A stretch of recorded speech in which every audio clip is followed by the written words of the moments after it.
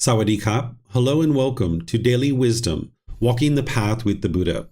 Today is our Pali Canon and English study group, and we're studying the words of the Buddha in Volume 3, which is titled Foundations in the Teachings. We're going to be studying chapters 111 through 124. We're going to be studying 14 chapters today. So we're going to just jump right into it. What I typically do is just ask for volunteers in Zoom for someone who would like to read the chapter. And then after someone reads the chapter, then we'll spend some time talking about that. I'll share some teachings on that particular chapter. Then I'm going to open up to any and all questions. Whether you're in Facebook, YouTube, or Zoom, you can ask questions about the words of the Buddha and what I'm teaching. You can do that by putting it into the comment section of Facebook, YouTube, or Zoom. Or in Zoom, you can electronically raise your hand and ask any and all questions that you like.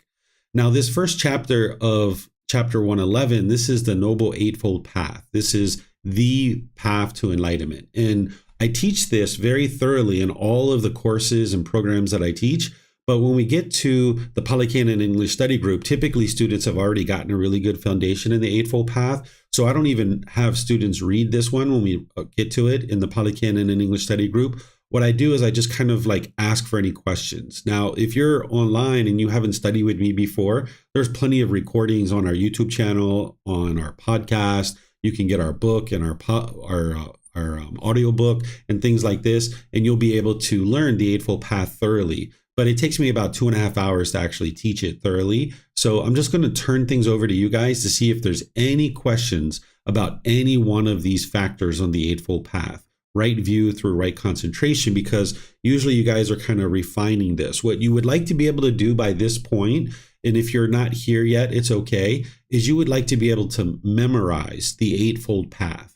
You would like to be able to know exactly what is right view, right intention, all the rest of the factors without even looking at this. You should be able to say, for example, right speech is refraining from lying, slander, harsh speech, and frivolous speech. You should just know that, right? And then more detail, it's the 5 factors of well-spoken speech. Speaking at the proper time, what you say is true, gentle, beneficial, and with a mind of loving kindness. You should know each one of these factors cold like that.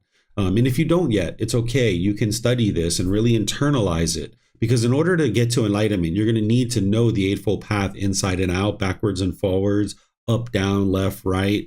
And the way that you do that is you commit it to your memory. And that's your intellectual understanding, that you start learning what each individual factor is and how to actually practice it in day-to-day life.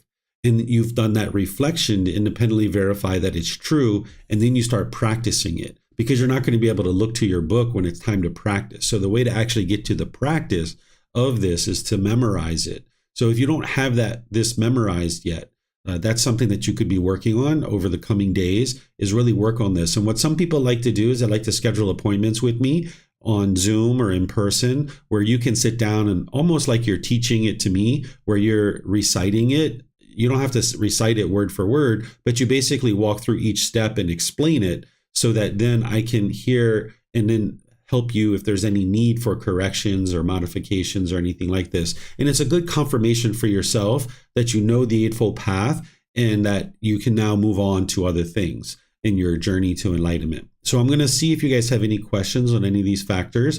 Remember, you can put it into Facebook, YouTube, or Zoom, or raise your hand in Zoom if you have any questions.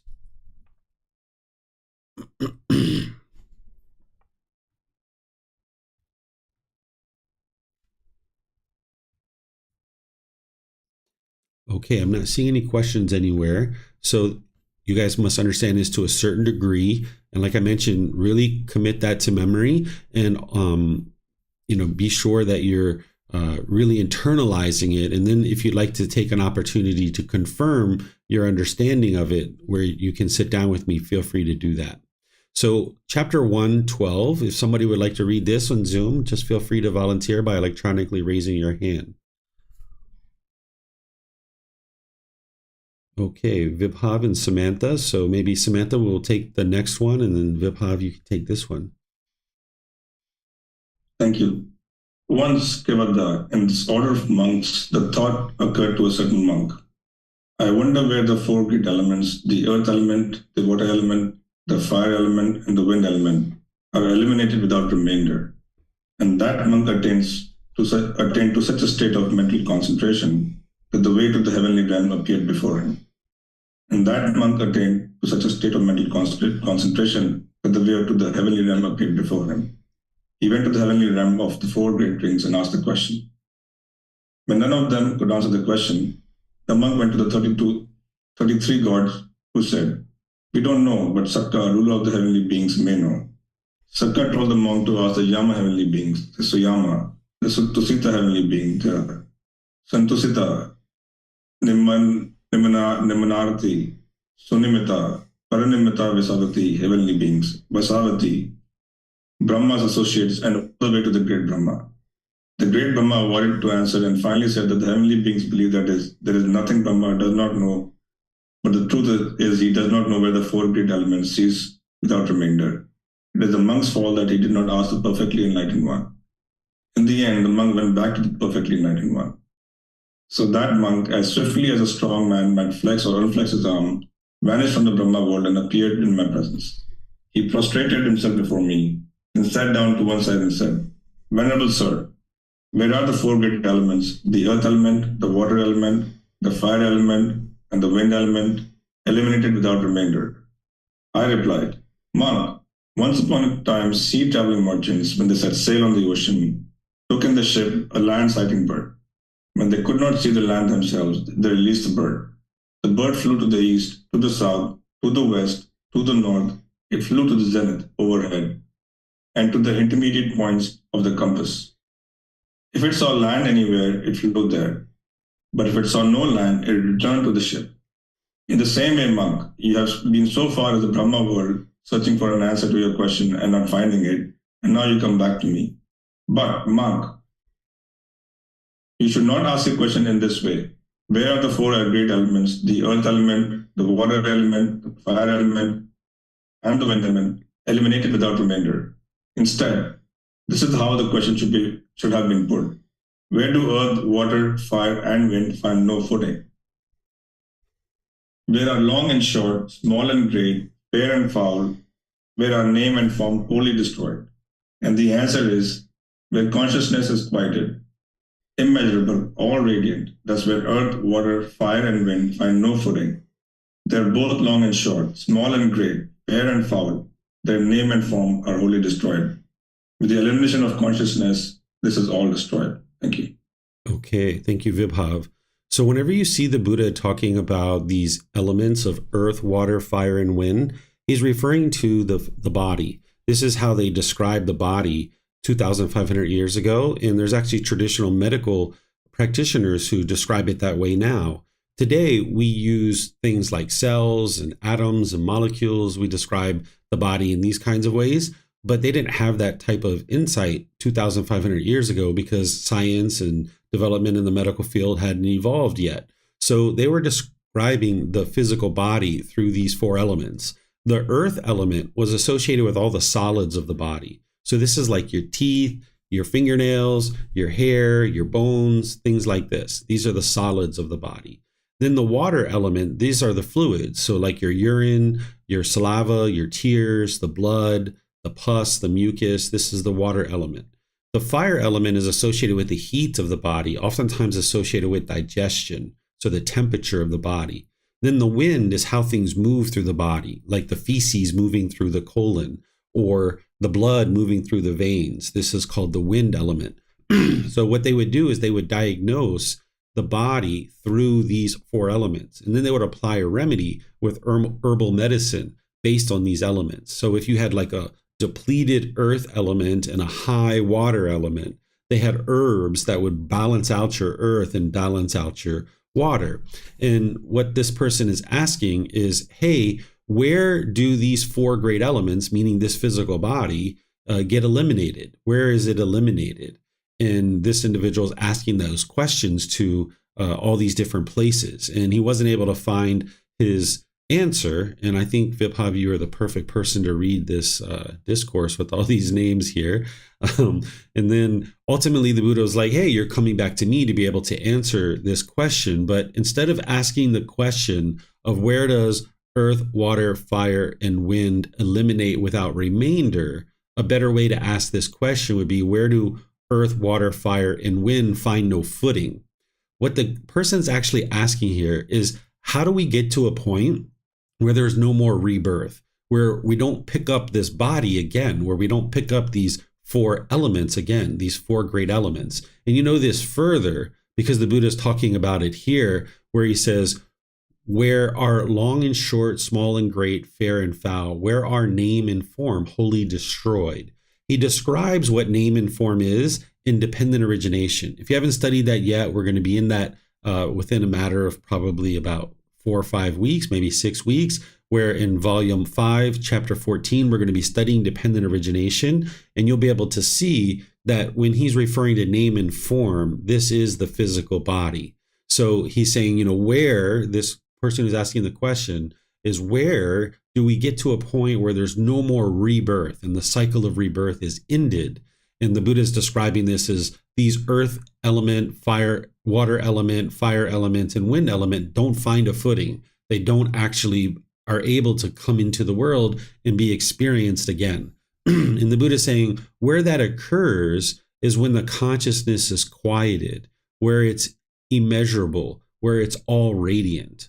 What he's talking about here is when the mind gets to enlightenment, when you've eliminated the craving, desire, attachments, that's when the consciousness is quieted. It's immeasurable, meaning that there's so much peace and joy you can't even measure it. And the mind is all radiant, because the same cause and condition that leads to discontentedness, which is craving, desire, attachment, is the same cause and condition that leads to rebirth. That's the fuel. The craving, desire, attachment is what leads to rebirth. So if the mind is longing, yearning, and I'll use this example, that say you always wanted to go to the Philippines and you've never gone to the Philippines and you're longing, yearning for the Philippines. There's this craving, this desire.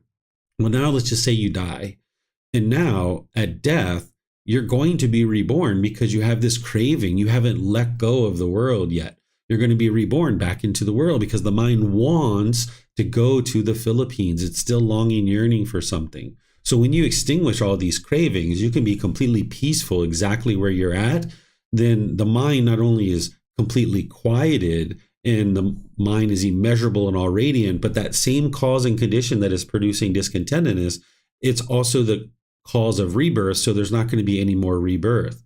So that's why the Buddha is saying with the elimination of consciousness, this is all destroyed, meaning the physical body isn't going to be taken up again because there's no cause and condition that's going to lead to a new consciousness. One of the ways to think about it is the Buddha describes craving, desire, attachment in terms of rebirth.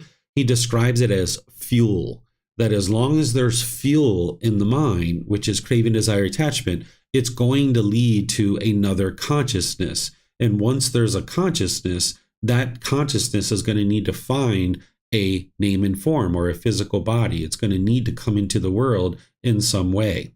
So the best way that I think about it is like a bonfire. If you have logs, these are the fuel, and you have this fuel on the fire and it's sending off sparks. And now these sparks are going to get carried by the wind. And when it lands, it's going to ignite a new fire.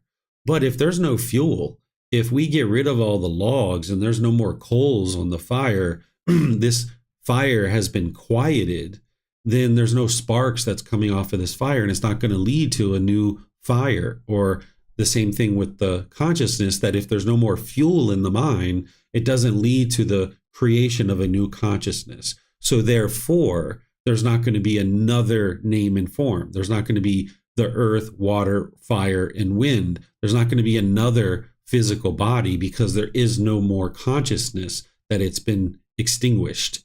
So this is what the Buddha is teaching here.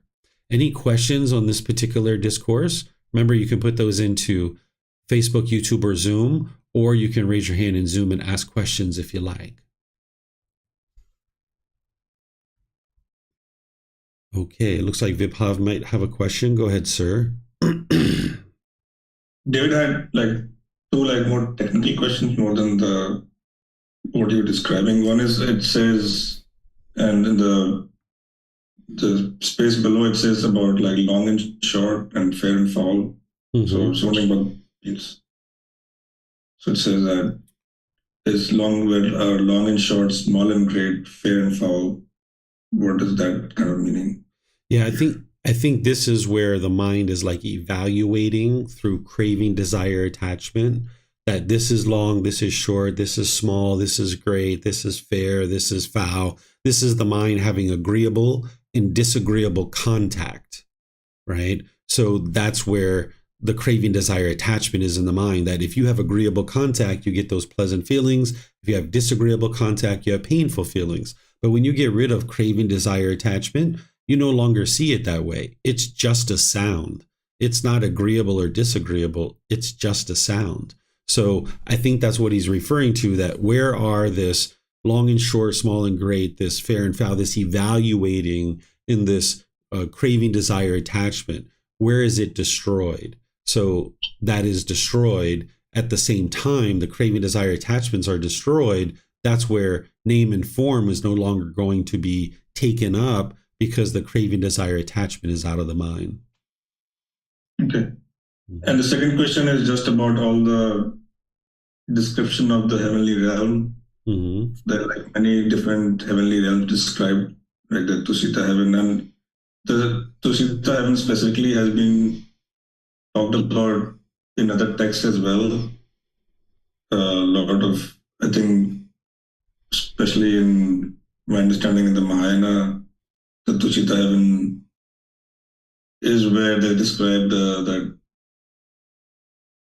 like Maitreya Buddha was supposed to be residing, and then he would come out of that. Mm-hmm. Do you have any kind of background on that?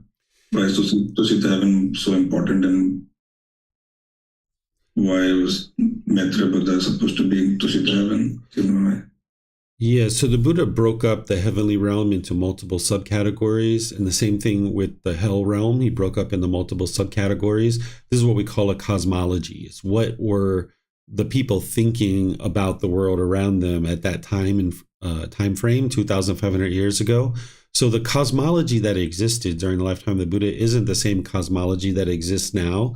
That when we think about these realms, we just think about hell, animal, afflicted spirit, human realm, and heavenly realm. And we know that there's different types of beings within each of these realms, but the Buddha subcategorized this, and that's the way he describes it. But we don't need to understand that level of detail in order to be able to get to enlightenment. As long as you understand the 5 realms and kind of the qualities that are experienced in these realms, that's enough.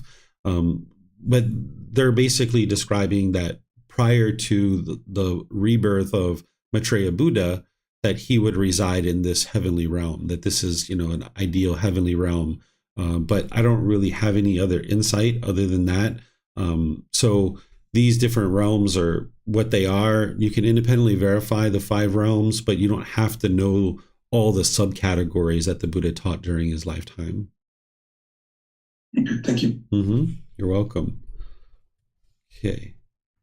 I'm not seeing any other questions anywhere. So Samantha volunteered to read. So, wow, Samantha, you got a really short one here. Maybe you'd like to read more than one. And this is actually very similar to the last one.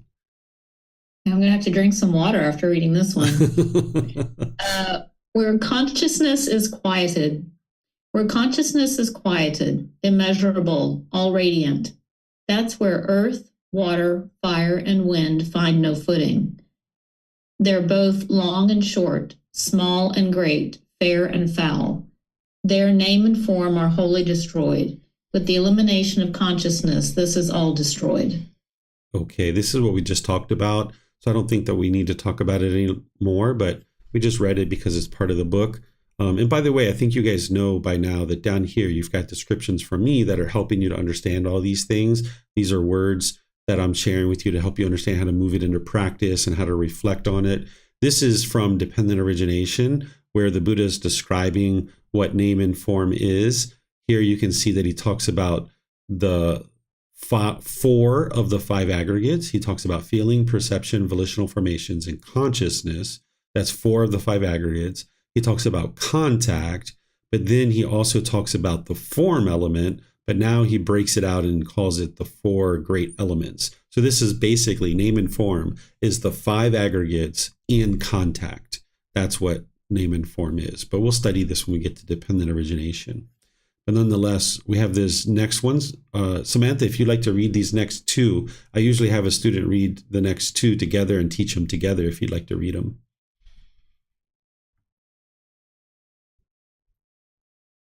Okay. The conditioned.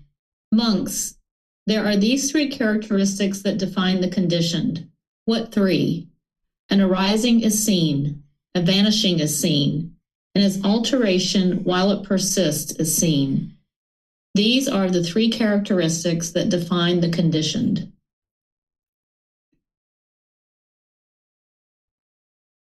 And then there's this one too, Samantha, that I teach together at the same time. Okay. The unconditioned. Monks, there are these three characteristics that define the unconditioned. What three? No arising is seen, no vanishing is seen, and no alteration while it persists is seen. These are the three characteristics that define the unconditioned. Okay, thank you, Samantha. So here the Buddha is describing conditioned objects in this chapter 114, where he's explaining that they arise, they change, and they fade away. He's saying it a little bit different. He's saying they arise, they vanish, and then while they persist, they change, they alter. So this is conditioned objects. Anything you can see, hear, smell, taste, anything that comes in contact with the body, and any thoughts or ideas that go through the mind, these are all conditioned objects. They arise, they change, and then they fade away. This is where it's important to understand that the Buddha didn't say everything is impermanent. Instead, he's saying conditioned objects are impermanent. I usually say everything in the world is impermanent because all the objects around you that you can see, hear, smell, taste, that come in contact with the body, and things that go through the mind, these are all impermanent. But there are something called unconditioned objects. These unconditioned objects, they do not arise, they do not change, and they don't fade away. And again, the Buddha is describing it here as they don't arise, they don't vanish, and they don't change while they persist, right? So an unconditioned object is enlightenment itself, because once you purify the mind of all of its conditions, of all the fetters, when you purify the mind, there's no more fetters in the mind. It's now unconditioned. It's an unconditioned mind. It's permanent, right? Just like unconditional love. You didn't have to do anything to earn my love. So therefore, no matter what you do, I won't stop loving you because there's no condition that's causing me to love you. So if I had the thought of, wow, if you take me to lunch, I will love you. Well, then when you stop taking me to lunch, I don't love you anymore, right? That's conditional love. Even though there's no such thing as conditional love, we might call it conditional love. But unconditioned love, it's permanent, right? So the enlightenment itself, it's not based on any condition. You're not happy because it's sunny outside. You're not happy because of your bank account. Your mind is just happy with no condition whatsoever. And that's why it's a permanent mental state, because the mind's been purified and it's now unconditioned. Then the natural laws themselves, they are unconditioned. There's no condition that cause them to arise. They don't change and they don't fade away. That's why the teachings of the Buddha are just as applicable 2,500 years ago as they are today, because they're unconditioned. So everything around you is conditioned, right? And that's why it's all impermanent. And if your mind grabs on to any of this stuff, you're going to get the conditional pleasant feelings. And then the painful ones are waiting for you, because when that condition changes, because it is impermanent, now your mind's going to end up in the painful feelings. But what you're looking to get to is these unconditioned mental qualities, where there's not any condition that is causing the peacefulness. There isn't any condition that's causing the joy. So I was talking with a student right before class, and they were telling me that they went out to a concert and they enjoyed the entertainment, right? So it's learning how to enjoy something like a concert, where you're not basing your feelings on the music or whatever performance is going on, that the mind is just happy all the time instead of just, being happy because of the music. That means when the music stops, you'll be sad, you'll be frustrated, right? So you would like to get to this unconditioned joy, where if you're listening to music at a concert, sure, you're joyful, but you're already joyful before you actually came to the concert. And then when you're on your way home and you're stuck in traffic because the venue had so many people, you can maintain your joy, right? And if you go to the snack bar and you were really hoping to get that popcorn and they've all run out, you can still maintain your joy, right? You're not creating the happiness in your mind based on any condition. You can get to this unconditioned mental qualities of peace, calm, serenity, contentedness, and joy. The mind is cheerful and uplifted. It's radiant. It's bright. This is what you would like to get to. Unconditional gladness in the mind. And that way, it's a permanent mental state. And you accomplish that through eliminating the 10 fetters and the pollutions that the mind has through the Eightfold Path. So any questions on either of these two chapters?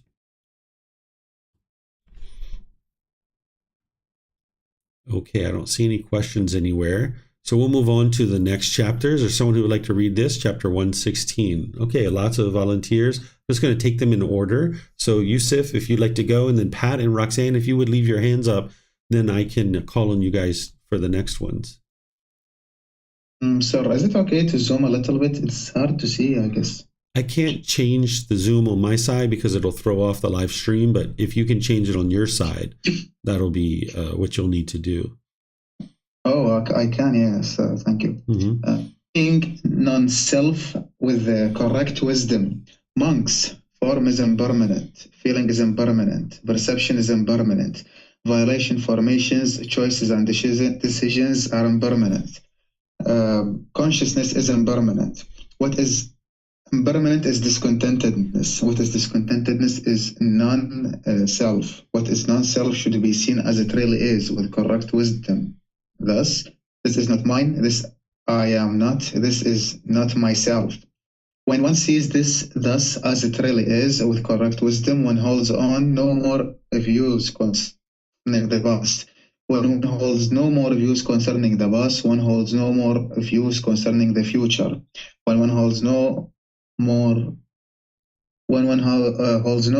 stubborn craving, the mind becomes free from strong feelings toward form, feeling, perception, violation formations, and consciousness, and is liberated from the taints by not clinging. By being liberated, the mind is steady. By being steady, the mind is content. By being content, one is not agitated.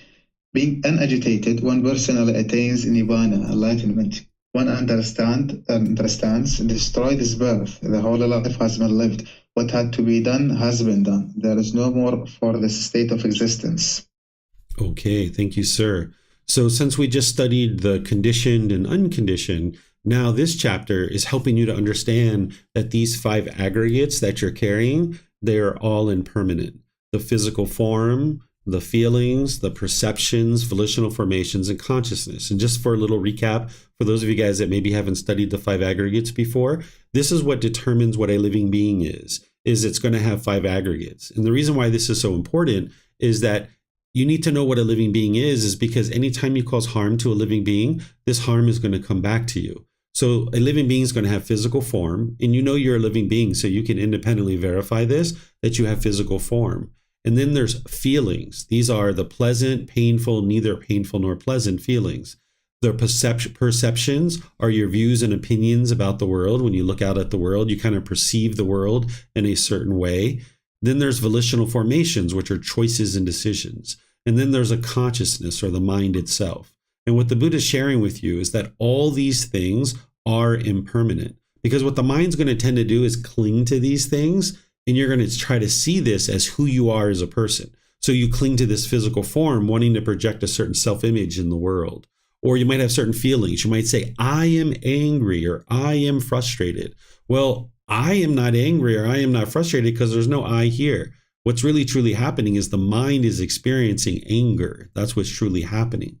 Or these perceptions, these views and opinions. The Buddha is reminding you that these things are impermanent, because what we tend to do in the unenlightened state with a lack of wisdom is we cling to our perceptions. Like if you have a particular political affiliation and you cling to that perception, and now you want everybody to agree with you, you'll fight to death, kind of arguing with somebody, trying to convince them that your way is the right way. And that's just clinging to a perception, and it's going to lead to discontentedness.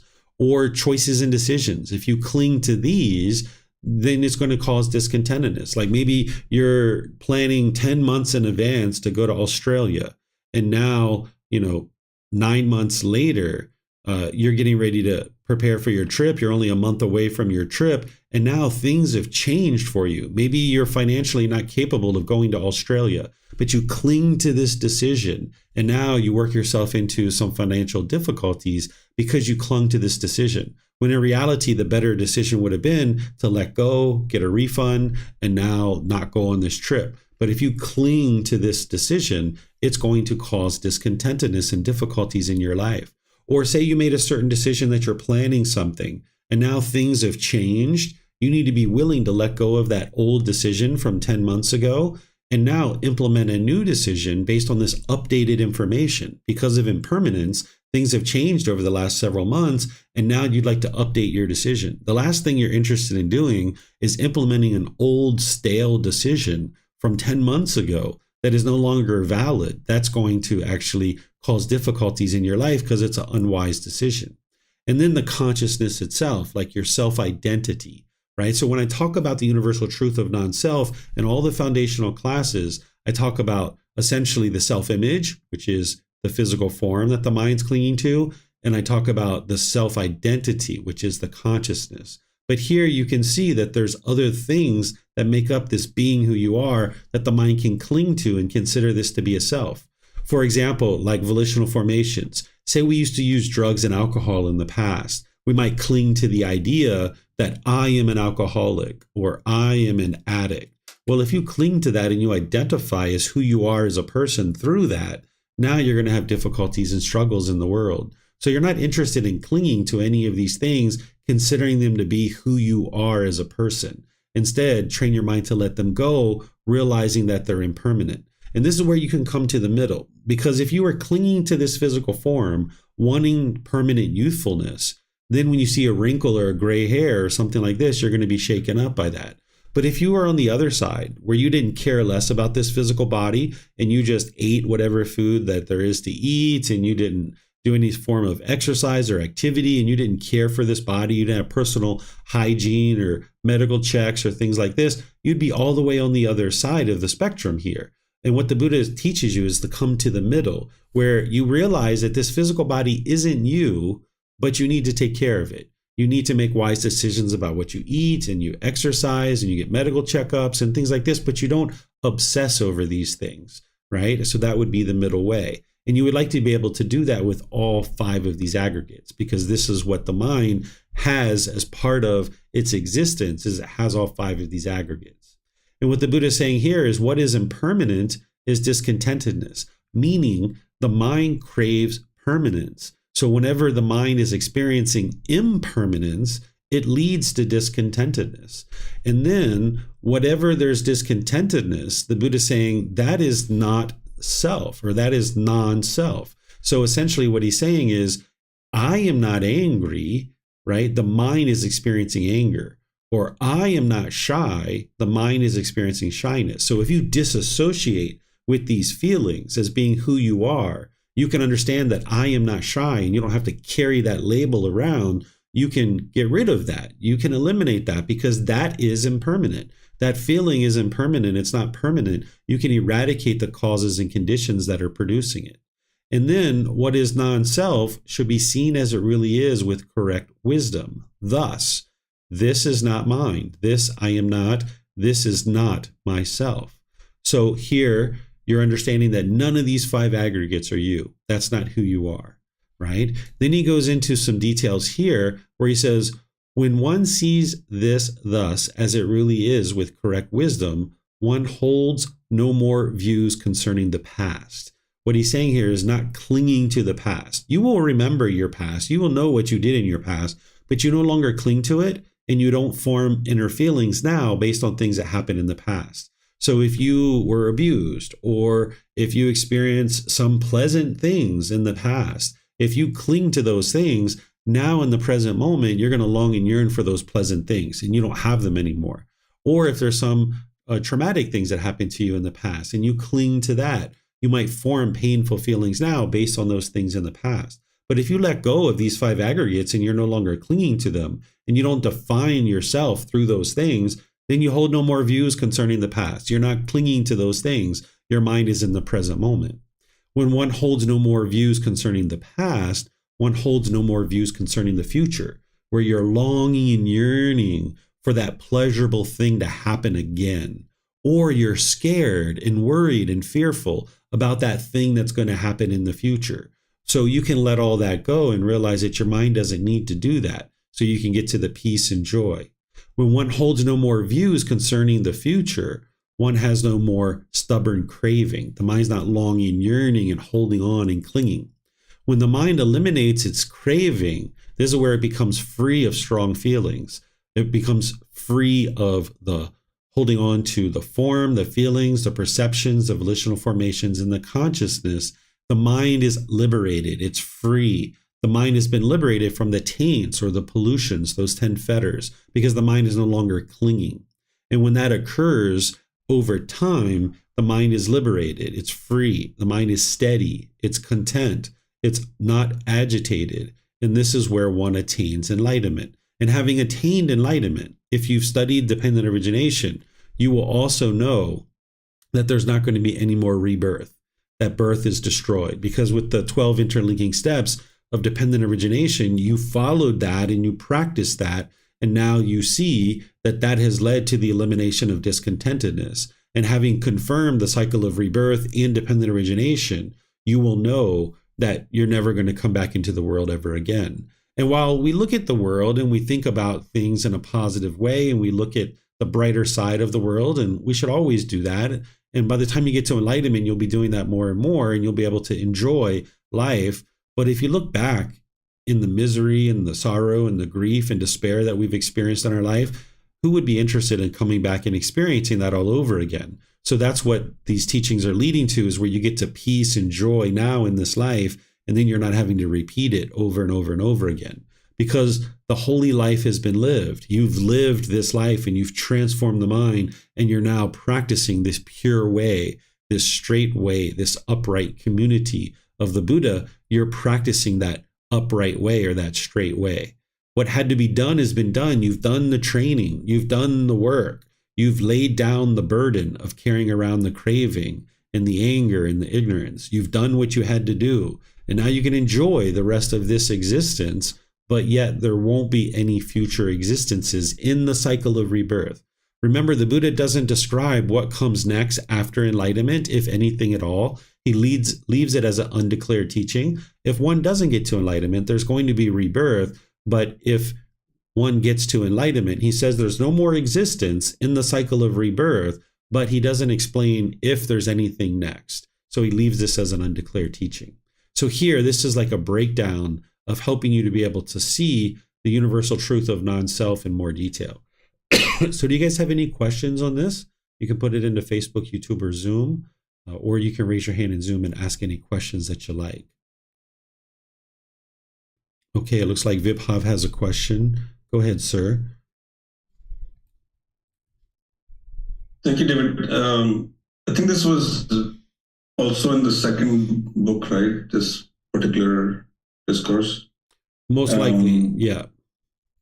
And so when I first read it, I think it was kind of very profound to me, this particular discourse, because for me, it seems to encapsulate his teaching in a very, in one particular discourse where he takes the 5 aggregates, the impermanence of discontentedness, non-self, and also how to get rid of craving and not holding the past and future.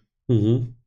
And the one thing that I was more of a comment and not less a question, I think I asked this personally to you, in this particular discourse, he's saying that when you don't hold views from the past and then you don't hold views from the future, that means you've eliminated the craving and then your mind is liberated.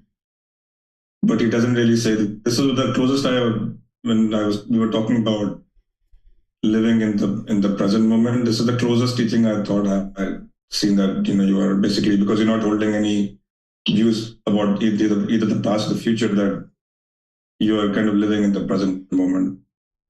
And so if you can just again maybe expound on that are you living in the present moment, but you still have some thoughts about what we want to do in the future, or more clarity on that? Because there's a lot of, texts around Buddhism saying that you're living in the present moment. Sure. So living in the present moment means practicing singleness of mind. It doesn't mean that you never think about the past. It doesn't mean that you never think about the future. This is where people are confused about what it means to live in the present moment. You need to think about the past because you need to look at the past and you need to figure out what were the things that I did that were wise, that led to wholesome results, so I can cultivate that wisdom. And what were the things that I did that were unwise, that led to unwholesome results, so I can cultivate that wisdom to not do those things again. And then you need to think about the future so you can plan out things in the future, but then you don't cling to those decisions. You understand that they're impermanent and things can constantly change. So being in the present moment means that you don't form your feelings based on the past or based on the future, but you can sit in the present moment thinking about this event that you're going to do in the future and now plan it out, and understanding that things aren't going to happen exactly the way that you plan it, that these things are impermanent. So what the Buddha is essentially guiding you to do here is not hold on to any views concerning the past. But that doesn't mean you don't think about the past or you don't think about the future. Okay, thank you. You're welcome. Okay, so I don't think we have any questions anywhere else. So let's move to the next one, which Pat was in line here. So this is 117. You can go ahead, sir.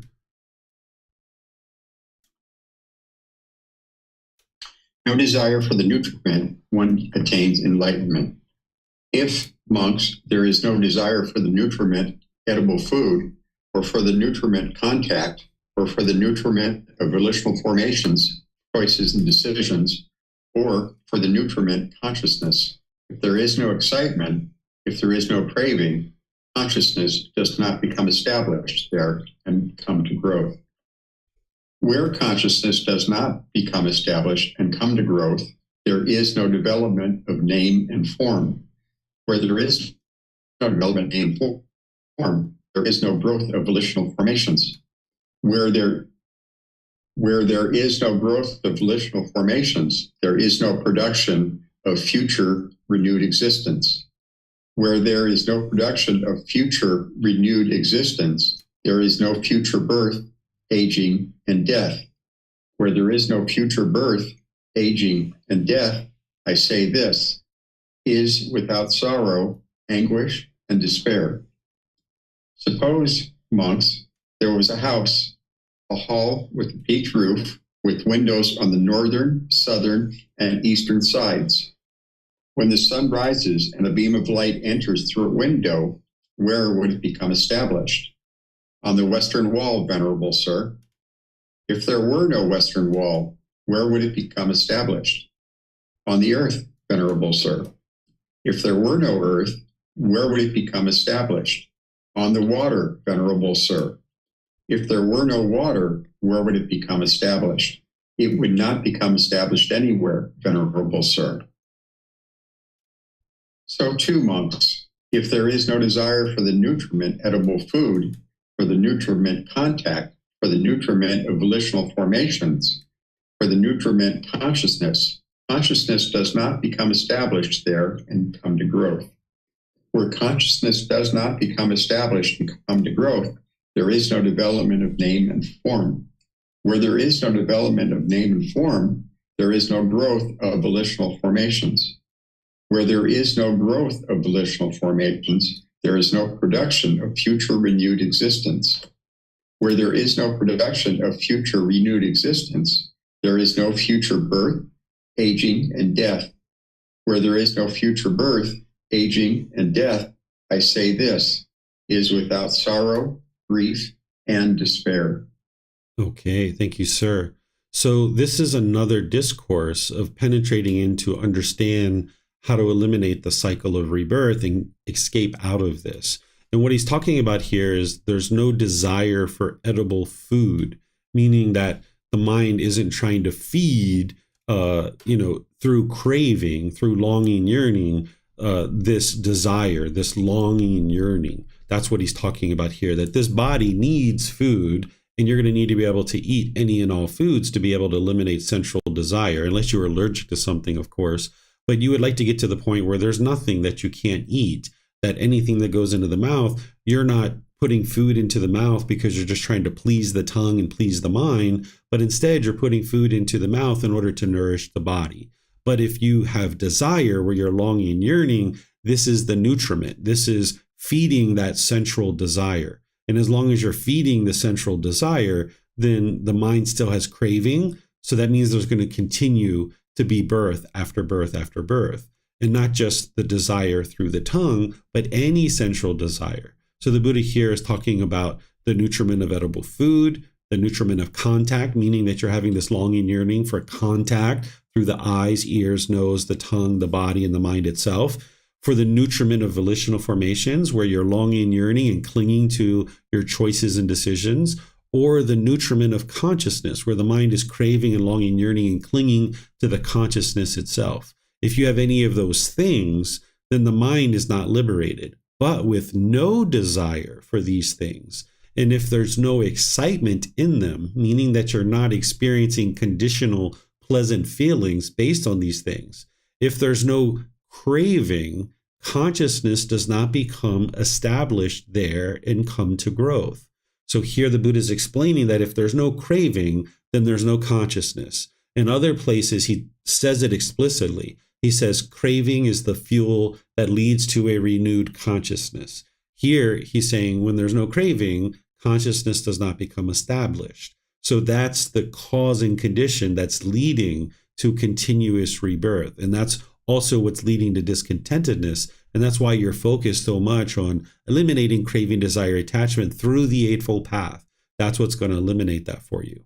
So when there's no more consciousness, then there's no development of an actual physical body. That's what name and form is. So if there's no consciousness, then there's not going to be a physical body, right? And that's essentially what he's getting to. And then he uses this analogy that he's explaining this sun coming through the wall or coming through the window. If it doesn't fall on the wall, if it doesn't fall on the earth, if it doesn't fall on the water, where does this sun shine? Well, nowhere, because there's nothing for it to grab onto. There's nowhere for it to get established. And the same thing is true with the consciousness. If that there is no longing, yearning, there's no craving, there's no desire, then there's nowhere for this consciousness to be created.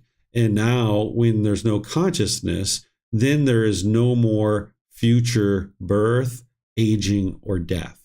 And there's no more sorrow, grief, and displeasure. All the discontentedness is eliminated. And you'll be able to see that happening as you're eliminating your cravings, desires, attachments. So any questions on this one? This is chapter 117.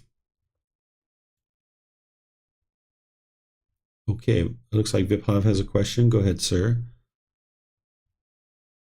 Yes, David, the question was, for food, is it important to, because of its sixth sense basis, it's basically, it has, like, food kind of activates, I guess, four of the six sense bases, like the eyes, maybe not the ear, but the nose, the tongue, and the body. Is that why food is important to have, like, be eaten only for nourishment, not for sensual pleasure? Yeah, that's why it's important. Yeah, this is a big central desire for people is food. You know, people tend to gravitate towards food because when you're feeling sad and lonely and bored, you might turn to sweets or ice cream or something like this to get to these pleasant feelings. But it just keeps the cycle going, because the reason why the mind's experiencing painful feelings to begin with is because of craving, desire, attachment. So if the mind turns to craving for food, then and it's getting those pleasant feelings, then you're just allowing the cycle to continue. So when you break this cycle of turning to food for conditioned pleasant feelings, then you'll be able to eliminate your central desire. So this is what the Buddha is helping you to be able to see, is to cut that down. And you would like to get to the point where you see food as something to nourish the body. So if there's situations where you're attracted to certain foods and you get pleasant feelings, you're attached and craving certain foods, you would like to go away from those for multiple months And maybe you need to do that gradually, where you don't eat those foods for maybe 3, 4, 5, 6 months. But then where there are certain foods that you're repulsed by and you can't stand and you don't want them anywhere near you, you would like to actually eat those foods and train your mind to be able to eat those foods. And that's where you'll ultimately get to the point where you've eliminated your cravings related to food. So anything that you're attracted to and you're trying to hold on to, you would like to distance yourself from that, train your mind to let it go. And then anything that you're repulsed by, you would actually like to put the mind in that situation, train it to be able to ingest those foods. And that's what's going to help you to eliminate any central desire related to food. And then in the situation where you're feeling maybe lonely or bored or sad or frustrated, and your mind wants to turn to some craving, because it's not just food. Some people turn to sex or shopping or some other thing. You turn to some craving. You got to be able to see that. No. That's just going to allow this cycle to continue. Let me restrain the mind and pull it back. And that's what's going to get rid of the craving that led to the painful feelings, so that now you won't experience those painful feelings anymore. But if you just chase another craving that leads to pleasant feelings, you're going to end up right back in the painful ones. Yeah, thank you. You're welcome. Okay, I'm not seeing any other questions anywhere. So it looks like we're over to Roxanne for the next one. Let me scroll down here. This is chapter 118. All right, ma'am.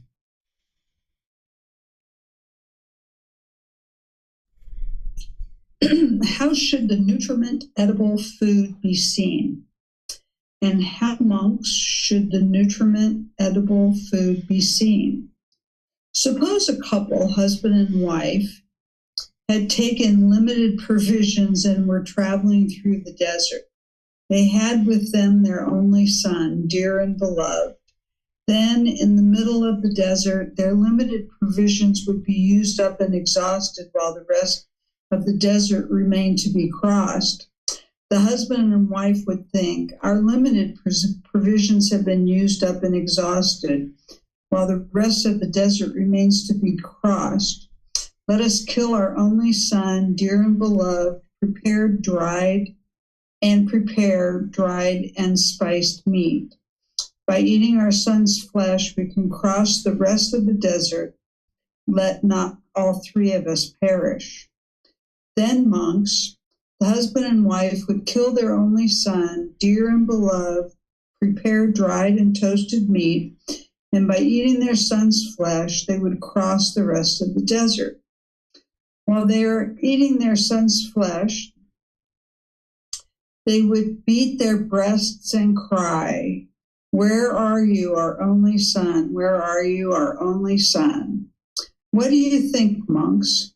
Would they eat that food for amusement or for enjoyment or for the sake of physical beauty and attractiveness? No, venerable sir. Would they eat that food only for the sake of crossing the desert? Yes, venerable sir. In such a way, monks, that I say the nutriment edible food should be seen. When the nutriment edible food is fully understood, craving for the 5 chords of sensual pleasure is fully understood. When craving for the 5 chords of sensual pleasure is fully understood, there is no fetter bound by which a noble disciple might come back again to this world. Okay, thank you, ma'am. So this is what we were just talking about, and the Buddha is giving a very graphic story to help illustrate how you should look at food, that it's just to nourish the body. It's not to please the tongue. So while this is a very graphic story, and this is what you do when you're teaching in an oral tradition, you teach something like this because you'll remember this story now, right? That you use these really graphic stories to help people remember it. But now when you're sitting there eating that chocolate cake in the restaurant and it tastes so good and you feel your mind wanting to get those pleasant feelings, think about this story, that's like the flesh of your child or the flesh of your mother or father or something like this. And it's not that you can't enjoy your food, because by the time you get to enlightenment, you no longer have sensual desire. Even in the 3rd stage of enlightenment, you won't have sensual desire anymore. You can taste the chocolate cake and you know it tastes good, but you don't get conditioned pleasant feelings. This is where you need to learn how to enjoy something without the conditioned pleasant feelings. Like I was talking with a student before class about a concert, right? So you can learn how to do this. The unenlightened mind doesn't know how to do this because we're so used to craving, we're so used to chasing after those pleasant feelings and forming our feelings on some craving, desire, attachment.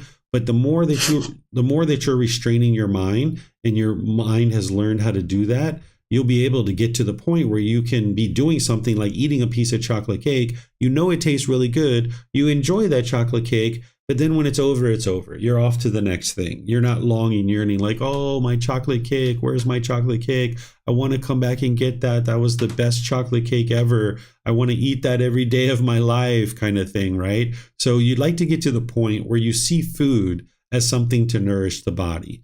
And when you're able to get to the point where you can eat any and all foods, and you're doing that for an extended period of time, you'll know that you've eliminated sensual desire through the tongue. You're not repulsed by anything, and you're not longing, yearning for anything either.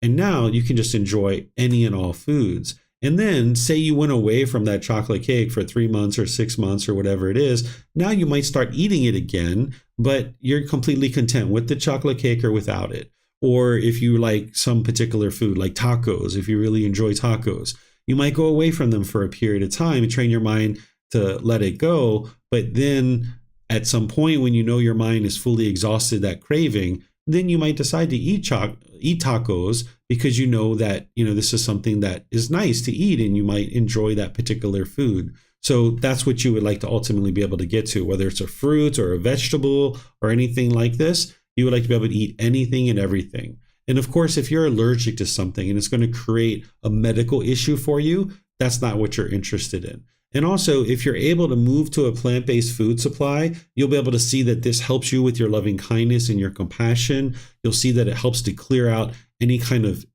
illness or difficulties in the body from eating the meat. But when or if you ever do that is your choice. And that's something that you might consider as you're looking at this area of food. So let me know what questions you guys have. You can put that into Facebook, YouTube, or Zoom, or you can raise your hand in Zoom and ask any questions that you like. So Samantha has a question here. Go ahead, ma'am. Thank you.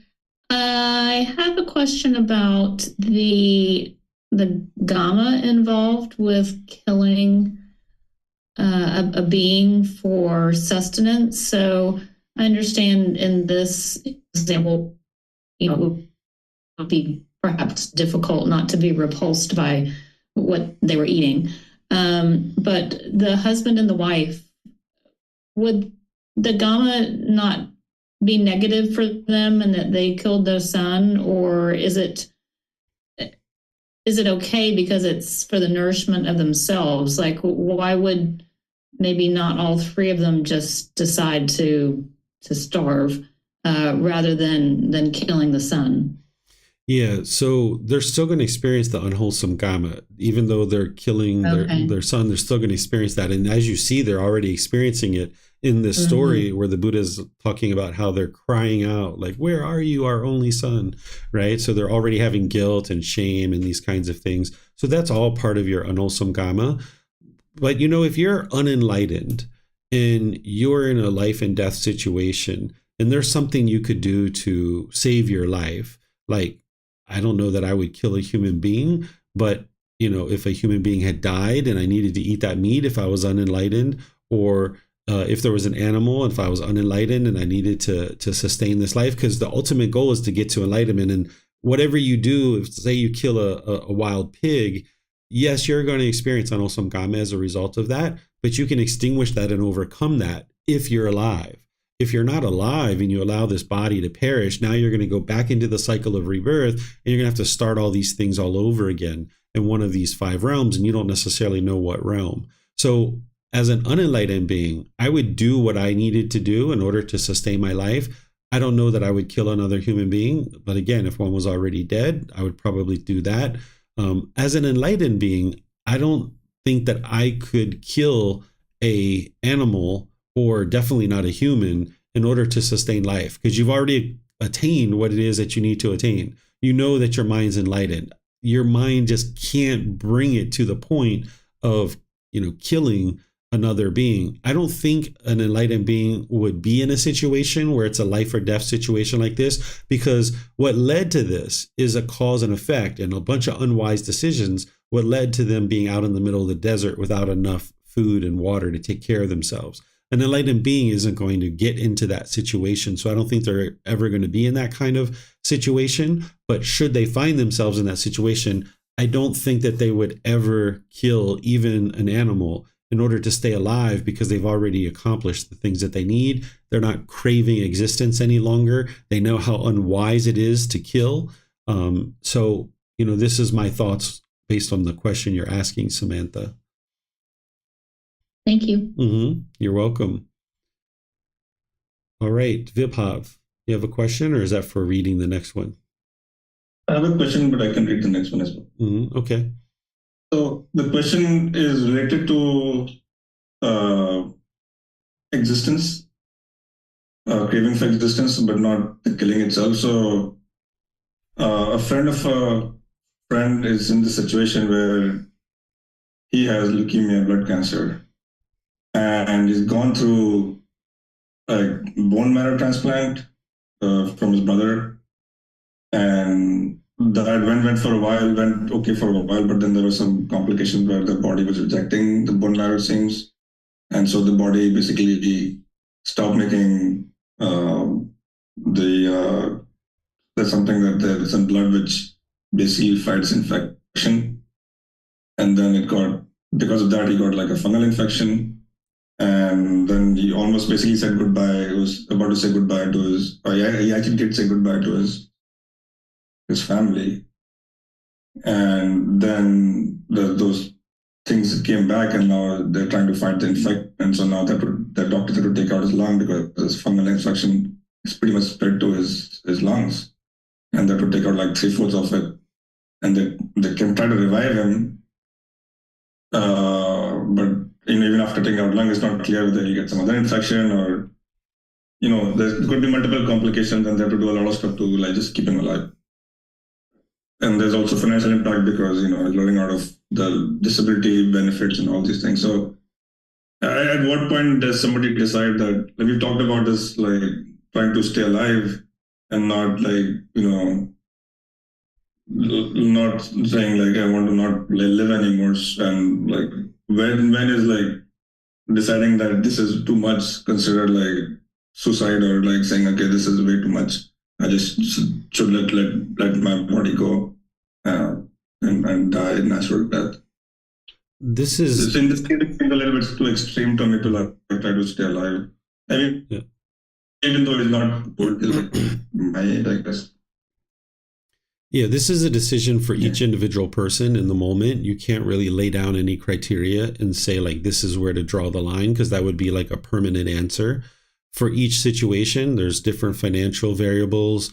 There's different age variables. There's different, this person may be providing a certain amount of income for the family. And if this person dies, then the rest of the family is going to struggle. So there's way too many variables to like draw a line like that. So each person has to decide for themselves. What you would ultimately like to get to is where you're not craving and you're not clinging, you're not holding on to life, but you're also not just throwing it away either, that you're living in the middle. If I was unenlightened, I would do everything that I could within reason to be able to stay alive, so that I would have enough opportunity to be able to improve the mind to either get to enlightenment or some amount of improvement, because the human existence is the ideal existence to do that. So I've had students before that have been studying with me and that they have cancer, and some of them are quite young actually. And they were training their mind with me, and they were like, I just not even craving life. And I think that I'm not even going to do the treatments anymore and just kind of let the cancer take its course. And my suggestion to them was, you're unenlightened. If it was me, I would do whatever I could do within reason to be able to stay alive, to be able to work on the mind. So there isn't kind of like a way that you could set out any criteria, because there's too many variables involved. Okay. I'll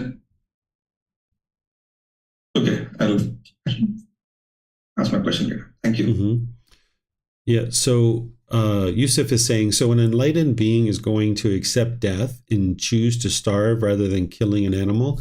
In my opinion, yes. I've never been in that situation, and I haven't talked to anybody who has been in that situation that is enlightened. So, of course, not all enlightened beings are going to make decisions 100% the same, but based on what I'm thinking, based on what I know, based on what my mind thinks and how it processes the world, I can't see myself coming to the decision to kill a animal in order to stay alive.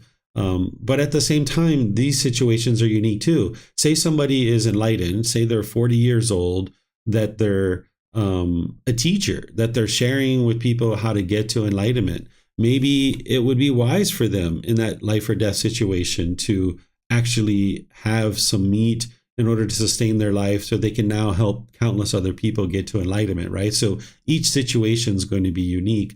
I can't see how I could bring myself to kill an animal in order to sustain life. I don't think I would be able to do that. But I haven't been in that situation. When you're in a life or death situation, things get real quick, right? When the body's starving, when your energy's depleted, you'd have to look at these kinds of things. And again, in my opinion, an enlightened being's not going to be in that situation, because in order to get into that situation, there would be a whole lot of unwise decisions that are leading to that life or death situation. And those would be a lot of unwise decisions. And an enlightened being is only going to be making wise decisions. So I don't even see an enlightened being getting into that situation. But if they were in that situation, they're going to have to make the decision that they think is best. And once again, there's going to be multiple variables involved there. I was just speaking through my own thoughts that I don't see how I could kill an animal based on everything that I know just to sustain this life. But at the same time, there would be a lot of people that wouldn't be able to get help if this body died and I wasn't able to teach. So, have to be in that situation to know with 100% certainty, but I don't suspect I'll ever be in that situation to have to make those kinds of decisions. Okay, let me see. I don't see any. Oh, here's a question from Mayu Lee on Facebook. Did the actual killed their son, or is this only an analogy? This is an analogy. The Buddha is just using it to describe and kind of give people some images of how to view food, that rather than view it as pleasurable, view it in this way. And that's what will lead to you being able to get rid of your central desire related to food. Okay, so let's go to the next one. Is there someone who would like to read this? This is chapter 119. Okay, Keely, or actually, Yusuf, you already read, so, or no, I don't think Yusuf had, oh no, Yusuf did read. So let's go to Keely, and then Yusuf, you can be next. Thank you, Teacher David. Mm-hmm. The end of stress. There being no yearning, there is no coming or going. There being no coming or going, there is no passing away or arising. There being no passing away or arising, there is neither a here nor there, nor between the two. Just this, is the end of the stress. Thank you. Okay, thank you, Keely. So this is just another way of essentially saying when there's no more craving, desire, attachment, there being no more yearning, right? There is no coming and going. What this is referring to is like if you've ever been at home and you're just not content there and you're just like, oh, I just got to go somewhere. And you just like have this yearning to go outside and go somewhere. You just can't be content just sitting there at home. Or, you've been at home for a while and you're just like, oh, I just got to take a trip. You just really want to take that vacation or holiday. And you just have this yearning to go travel. When there's no yearning, there's no coming and going. You will still travel as an enlightened being, but you've already done all the travel that you need and your mind isn't longing and yearning for it, right? So that's what the Buddha is describing here, is that you'll essentially be content and peaceful and joyful wherever you are. There's not like the grass is greener on the other side. There's no coming and going. When there's no coming and going, there's no passing away and arising. What he's talking about here is that there's no feelings that are arising, changing, and fading away, that there's no more conditioned feelings. There being no more conditioned feelings, no passing away and arising, there is neither a here nor there, nor a between the two. that you realize that there is no being that is neither here, it's neither there, it's just contentedness and peacefulness in the present moment. This is the end of stress. And this is just a way to summarize what's going on in the mind. So any questions on this?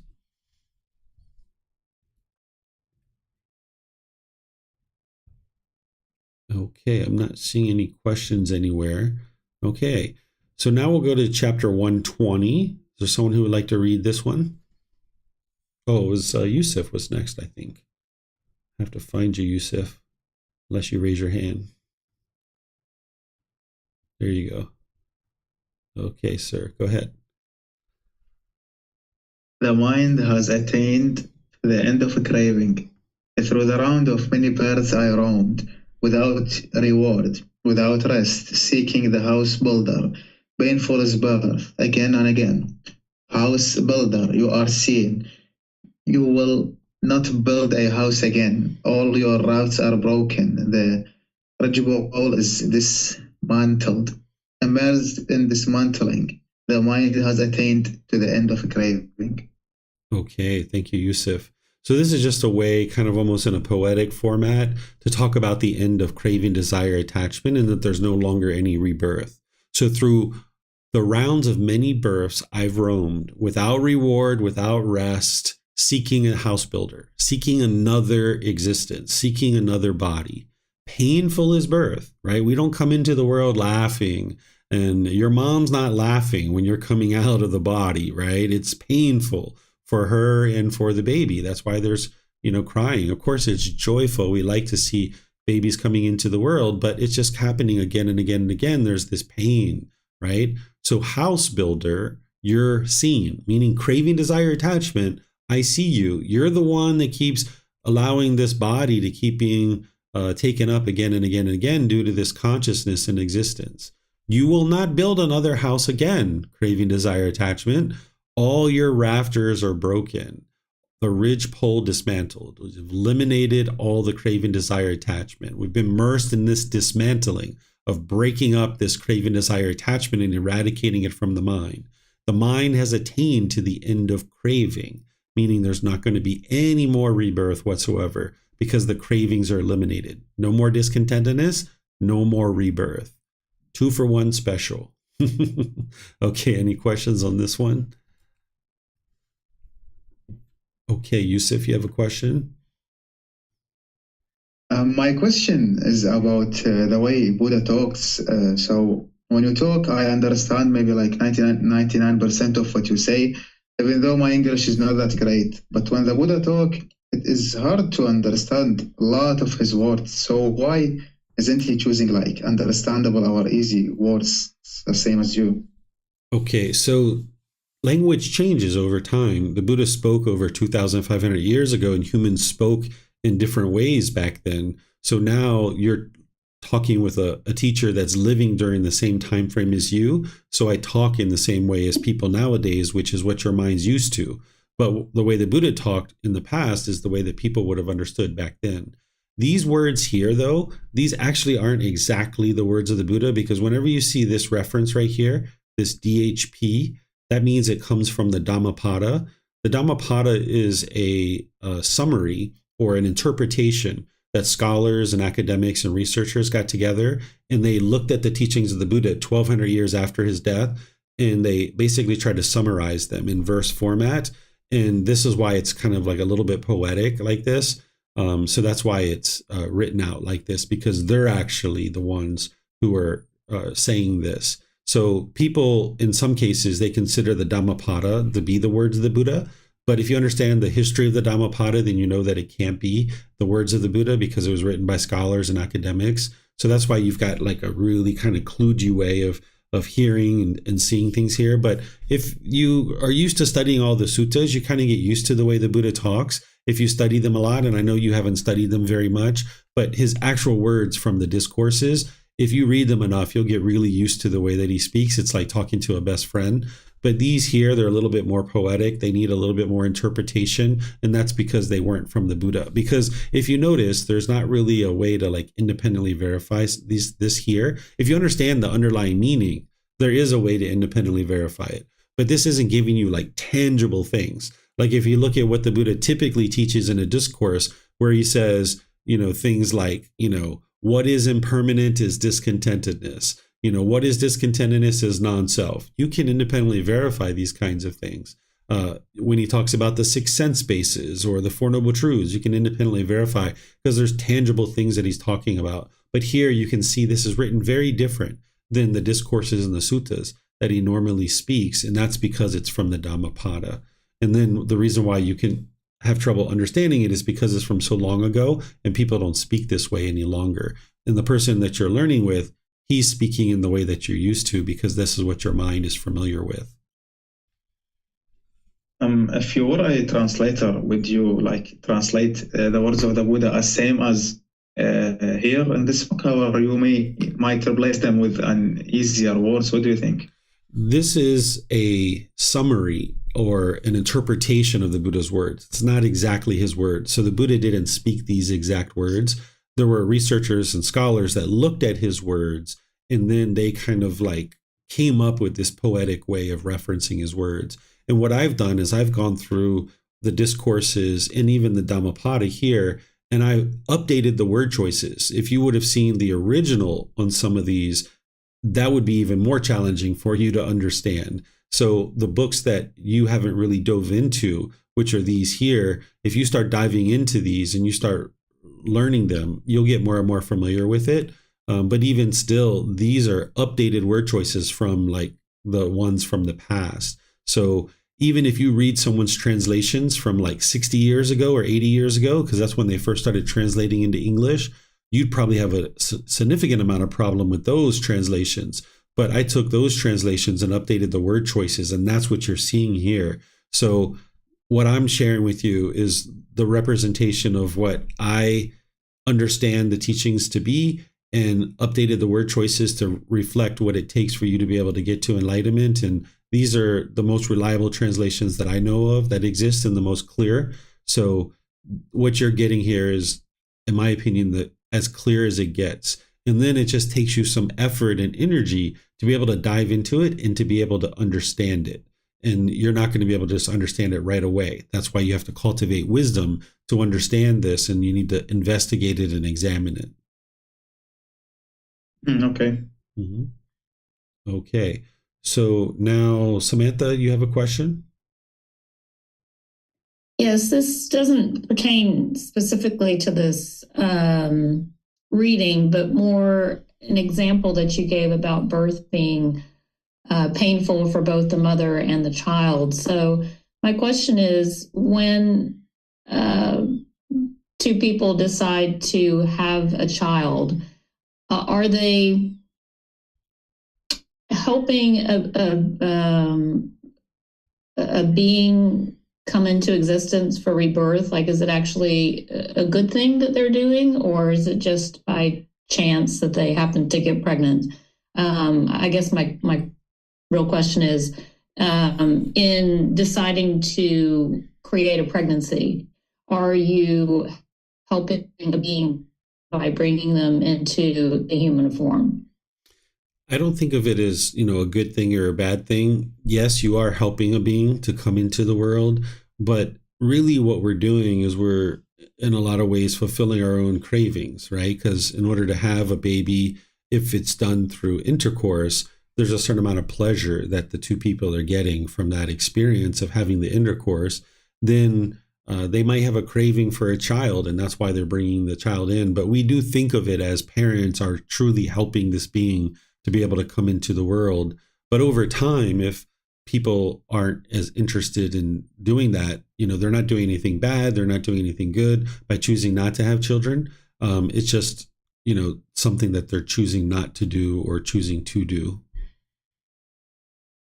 So in the future, many years from now, when there are more and more enlightened beings, would you expect the birth rate to go down, or would people still be having? Yes, yep. Because they're not having.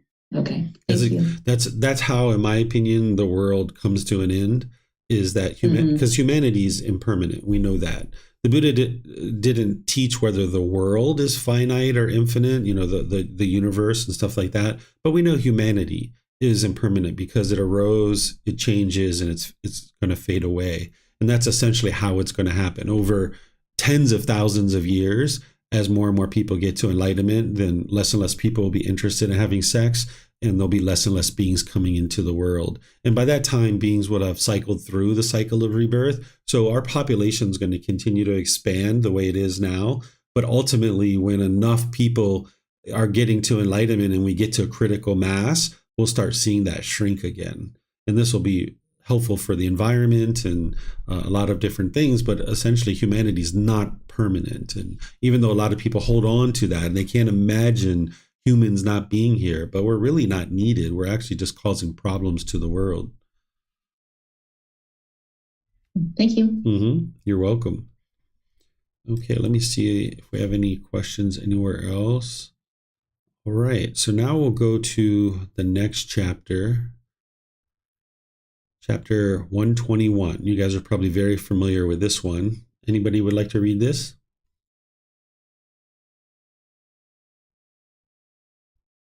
Okay, Keely, go ahead, ma'am. This is my instruction to you.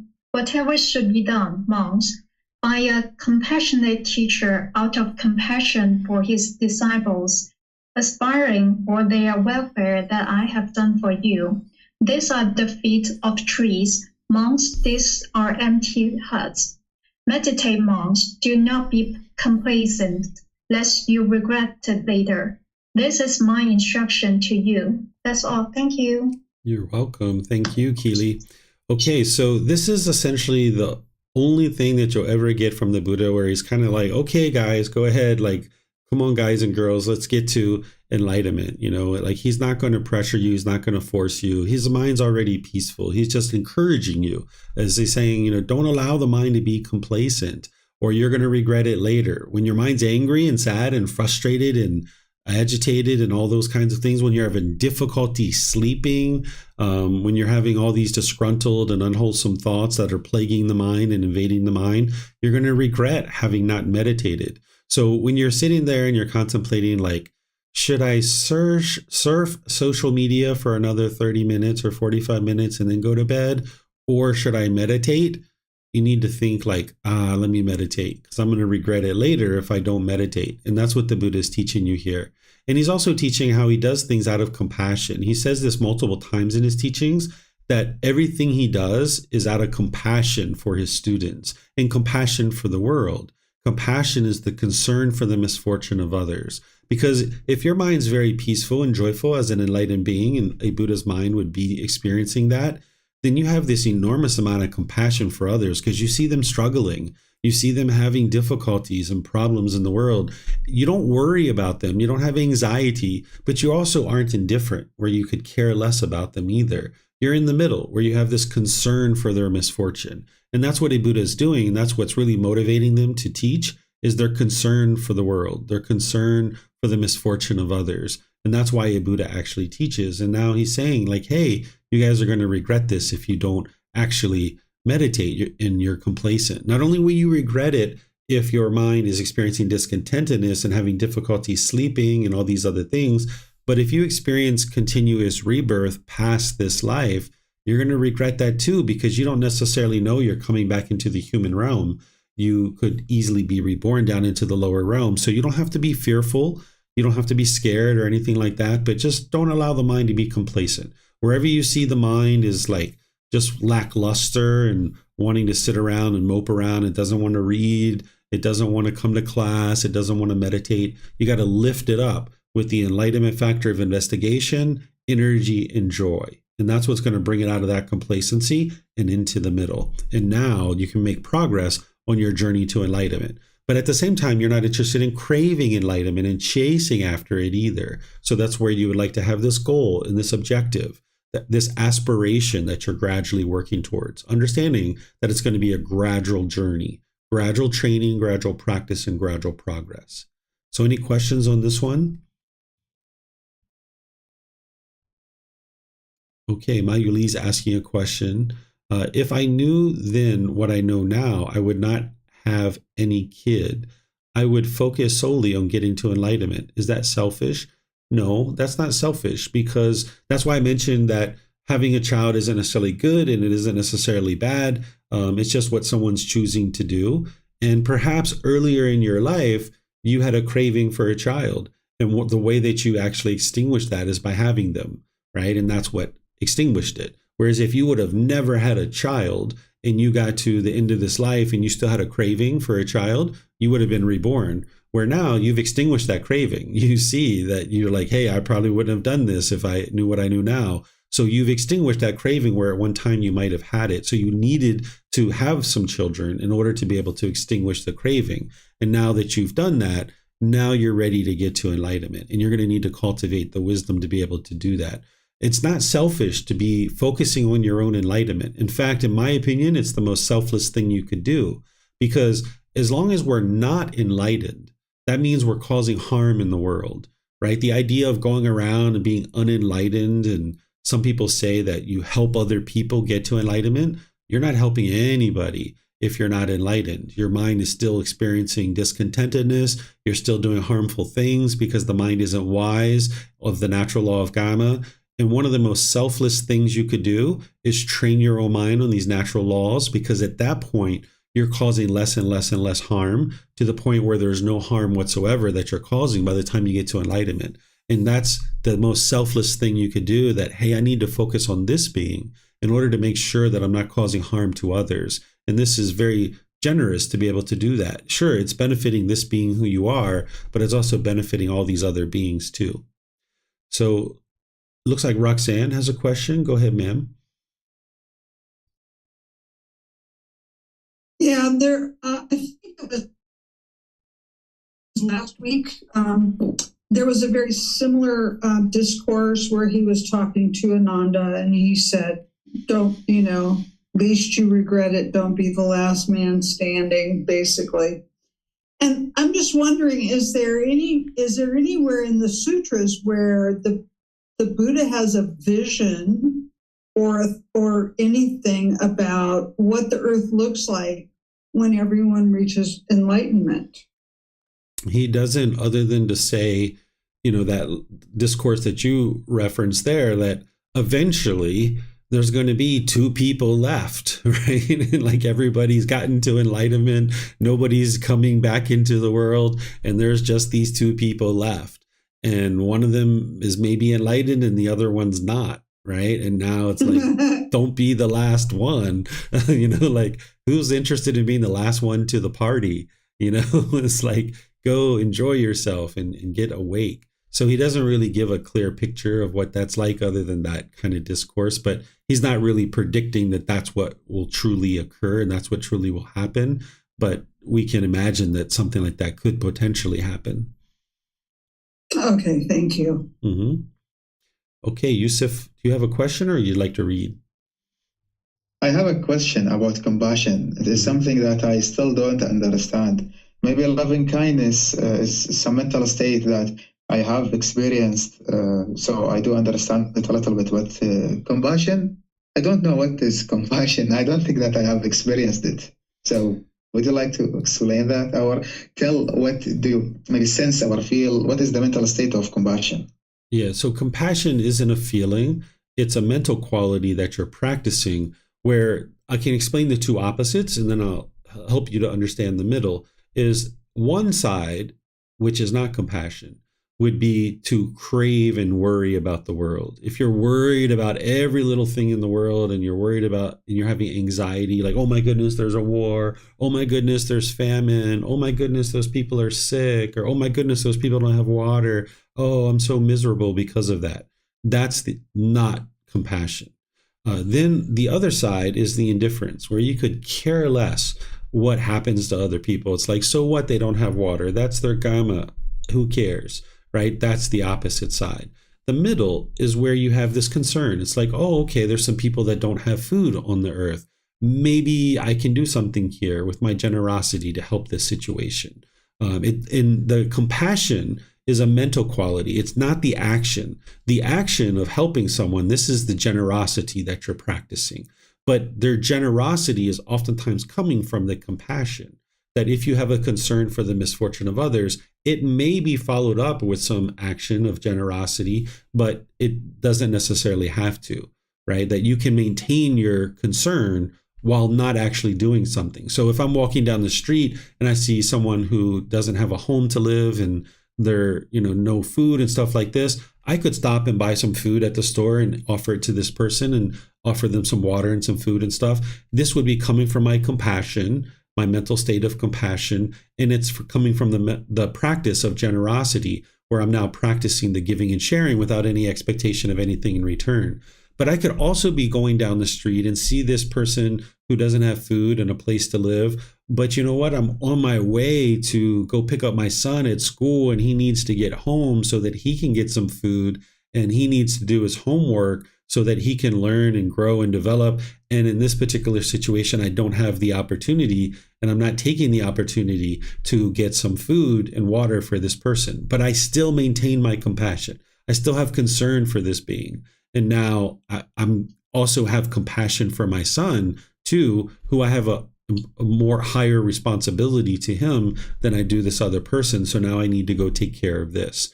So your compassion is just a mental state where you have concern for the misfortune of others, that when they're experiencing unfortunate circumstances, you have concern for them. You're not worried about them, and you're not indifferent where you could care less. You have concern for them. And that may or may not be followed through with actions. So to describe it the way I understand, it is to accept that everything is impermanent and there are going to be people who dies and suffer, but at the same time to be ready to help if possible. For example, there is a little cat in the house of mine. Her mother did left her, so I was worried about her. Oh, she's going to be lonely, she's going to die. This is worry, this is not compassion. But instead I had other thoughts, which is to feed her or to warm her and do those things knowing that it could die and it could not. It could be lonely and it could not. This is compassion, I guess. And that was not the other thing? Yeah, the first one was because of craving, desire, attachment. The mind is longing, yearning. The mind is wanting something. And that's what's producing the worry. But underneath of that, there was some compassion, but it wasn't in the middle. The mind was tainted with this craving, desire, attachment. So when you get rid of the craving, desire, attachment, there's not going to be any worry anymore. But instead, you'll just gradually make wise decisions to help this cat without any worry and without any indifference. And one day if you wake up and the cat has left and it's no longer there, you won't worry about it because it's like, oh, well, it made its decisions. It chose to leave the house and it's going to do whatever it's going to do. And you don't miss it. You don't worry about it. But while it was under your care, you took care of it. Okay, thank you. You're welcome. Okay. So no more questions. So let's go to the next one. This is chapter 122. Looks like Yusuf and Pat are both raising their hands.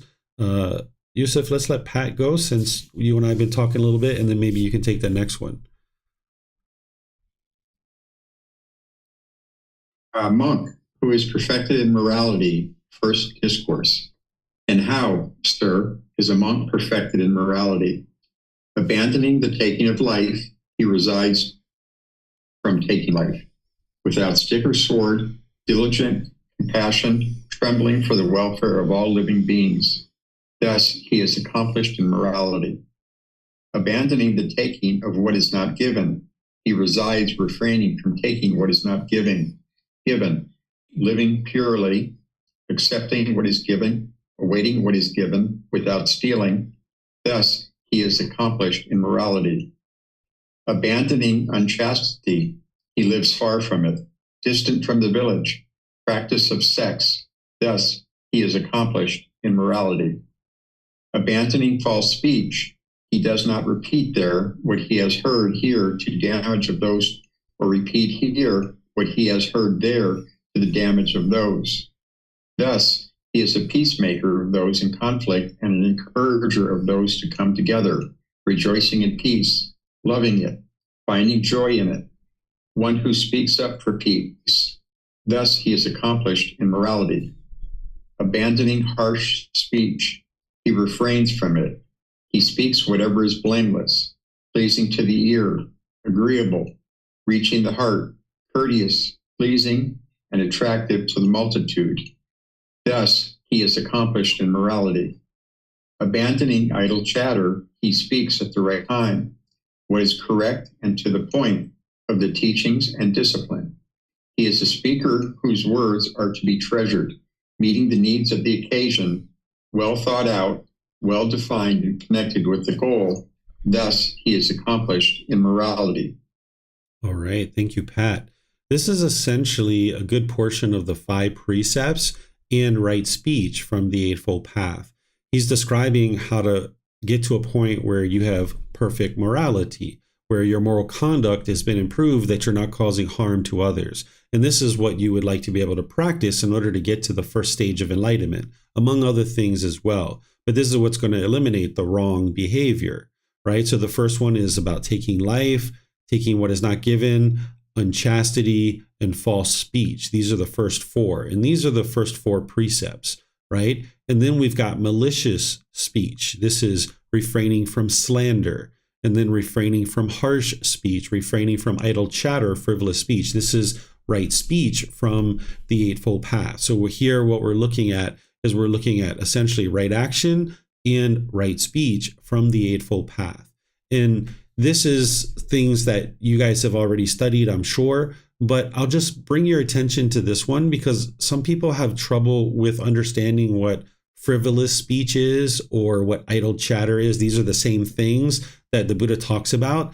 And I oftentimes explain to you guys how it's having purposeful speech is the opposite of frivolous speech or idle chatter. Having purposeful speech, clear and concise speech. And here you can see that that's what the Buddha is describing here. Well thought out, well defined, and connected with a certain goal, purposeful speech. And that's what is the opposite of idle chatter or frivolous speech. So let me know if you guys have questions on this. These are things that you guys study quite a bit with me in all the other programs, but you might have questions here.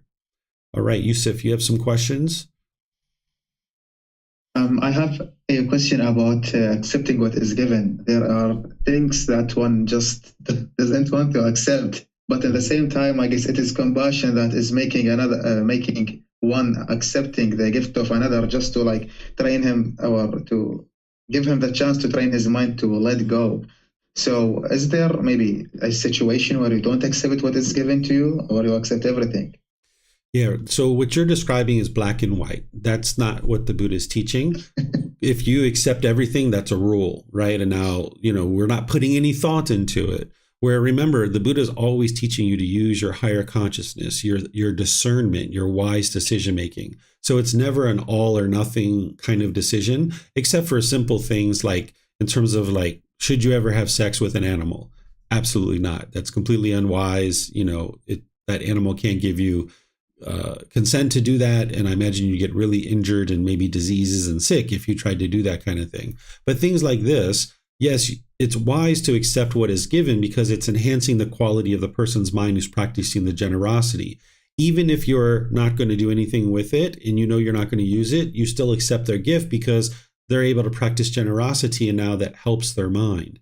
And now they're more and more willing to practice generosity with you. Whereas if you shut down their generosity, they're not going to be interested to practice generosity with you. And if you receive something that you're not going to use, then you practice generosity and you give it to somebody else. But in a situation where somebody's giving you something, you need to use your discernment. If someone's giving you cocaine or crystal methamphetamine or heroin, it would be unwise to accept that gift. It doesn't matter that they're being generous, that in this situation, you're not interested in having those things around. So this is where you need to use your discernment to make wise decisions. And the variables are going to be unique in each situation. So you're not interested in stealing, and you're interested in accepting what is given. And this is going to help you. But at the same time, even like taking something without having permission, right? That's kind of generally what you're going to be practicing in the vast majority of the situations. But let's just say you're out in your community, in your village, and somebody's cut themselves with some yard equipment and they're bleeding profusely out of their arm. And your neighbor has a piece of cloth on their front yard and you would like to just grab that cloth, wrap around their arm and create a tourniquet, and this is going to save that person's life. And now when they're in the ambulance and they're going to the hospital, you probably go talk to the neighbor and say, hey, I'm so sorry I used this fabric. I'd like to reimburse you for that, or go buy one so that you would have it. What can we do to make this better, right? And your neighbor's probably going to say, don't worry about it, no worries, right? Or whatever they might say. They might say they would like you to reimburse them for it, or what have you. But nonetheless, this isn't an all or nothing, because even though the Buddha is teaching you to not take what is given, you can see in this kind of example, you might use that fabric on that person's yard and you didn't ask, but there's this higher purpose of saving this person's life. And this is where you need to have the wisdom and the clarity of mind. If you don't have craving, desire, attachment in your mind, and there's not all this stress and anxiety and fear circulating in the mind, you'll be able to walk through these kinds of decisions, and you'll be able to make a wise decision in that situation. Because just letting that person bleed out is not living compassionately for the welfare of all living beings. So you would like to be able to look at each situation's variables and then make a wise decision. Okay. I also have a question about the frivolous speech. I guess you mentioned more than once, it is not about the topic itself, but about the how straightforward the words you are saying. It is not like blah, blah, blah, blah, blah, blah, blah, and then get to the point where you need to go. But instead, it is like a straight line. So let's assume that there is a silly topic one is talking about with another. It is silly, but it is not like just blah, blah, blah. But it is in a way that is straightforward, not like just keep blah, blabbing. But the topic is silly maybe or something. Is that still like beneficial speech or frivolous speech? Potentially. What the Buddha is guiding you here with all of these is to eliminate craving, anger, and ignorance, because underneath of all of these things, there's a craving. So if you're having harsh speech, for example, you're being bitter and harsh, you have a craving, desire, attachment. You want this person to do things your way, and you're starting to speak harsh with them in order to fear them to do things your way. If you're speaking with idle chatter, that means there's a craving to talk, that you're just rambling chit chat. But if you're purposeful, even though it's a funny, silly topic and you're purposeful, there's no craving to talk. It's not about the topic. It's like, yeah, you can be silly, you can be funny, but there's no craving to talk. It's not the longing, yearning. And that's what the Buddha's guiding you here. Like every single one of these, malicious speech, there's a craving under that. False speech, unchastity, taking what is not given and taking life. Every single one of these has craving, desire, attachment. The Buddha is always guiding you to eliminate craving, desire, attachment. But he's just not saying that here. But if you understand his teachings and what he's guiding you towards, you can understand that he's teaching you to produce these wholesome results of wholesome karma. And anytime you make decisions through craving, anger, and ignorance, it's going to produce unwholesome karma. So each one of these things here is teaching you how to make decisions without craving. So like that example that I gave you of using the fabric on somebody's yard, if you just took it for your own pleasure, there's a craving there. But if you're using that fabric in order to save somebody's life, you're not doing it out of craving, you're doing it out of wise decision making. And that's what the Buddha is helping you to get to the heart of it, is be able to see where is the craving versus where is the wise decision based in generosity, loving kindness, and wisdom. Because when you're making decisions through generosity, loving kindness, and wisdom, it's going to produce wholesome results. So that's why when you take that fabric off your neighbor's yard and you save this person's life, it's going to produce wholesome results because you're practicing generosity, loving kindness, and wisdom. You're not doing it out of craving, anger, and ignorance. Whereas if you stole it, it would be based in craving, anger, and ignorance, which would produce unwholesome results. So it's the same thing with this idle chatter, frivolous speech. You would like to be purposeful and to the point, and you're not just yada, yada, yada, yada, yada, broadcasting based on craving. So what about like maybe talking about the same topic multiple times, because maybe I like to talk with this person and talking about this topic is not boring me or something, but I am talking in a straightforward way. So that would be frivolous speech, or yeah, it is beneficial speech. Yeah, it's not just about the topic, because if that was the case, I talk about the teachings of the Buddha all day, every day, right? So I'm talking with people about this topic all the time. So it's not about the topic, it's the method and the mode that you're talking. are you purposeful and concise and to the point? Because if you have a craving in your mind, it's going to be rambling chit chat. So what does it mean, beneficial? Because maybe if the topic was silly or something, or we repeated it more than once, how could that be beneficial? Why didn't the Buddha maybe change the word instead of beneficial, maybe like concise, straightforward, or to the point or something? Well, remember, we're translating his words, right? So we're using the word beneficial, and then I'm explaining it to you that what it means is that you're clear and concise and purposeful in your speech. That's what beneficial speech is. Oh, thank you. Mm-hmm. And by the way, there are some topics that aren't beneficial too. So you can apply that beneficial not only to purposeful and clear and concise, but, like, I don't know, let's just say, I can't think of any because I don't speak unbeneficially anymore, but can I give you an example? Well, if you know an example, then you're good, right? We don't need to talk about it. Okay. So there are some situations where the topic is unbeneficial, but it's very few and far between. You'll learn more and more of those kinds of things. Yeah, sure. Thank you. Okay. All right. Let me see if we have any more questions. All right. I'm not seeing anything. So now this one is chapter 123. I think, Yusuf, you were going to read this one. Would you like to read it?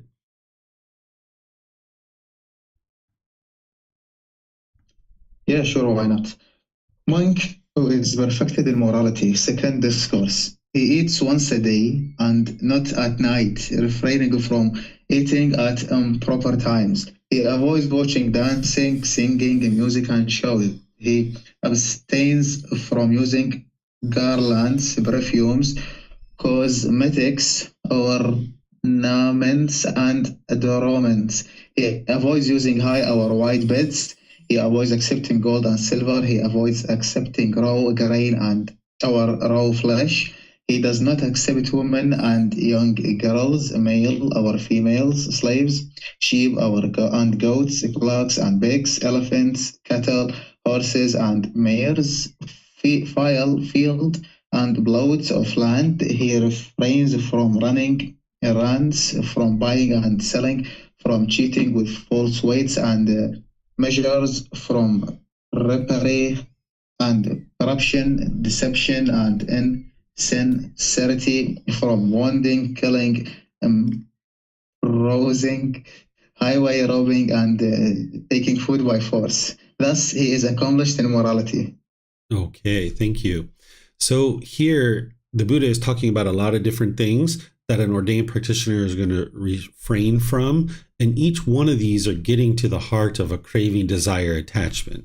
So here he says he eats once a day and not at night, refraining from eating at improper times. What this is doing is taking the mind's ability to eat based in craving out of it, where you don't have to eat just once a day in order to get to enlightenment, but you do need to eliminate emotional eating, where you're just eating based on emotion. So if you did eat once a day, which is what the monks do, and you don't have to do this in order to get to enlightenment, then your mind at 4 p.m. when you get that bad news, if you know you have to eat before noon, at 4 p.m. when you get that bad news, you can't eat. And even though your mind might be longing and yearning for food, you know that you can't eat. So that's why the Buddha set this up.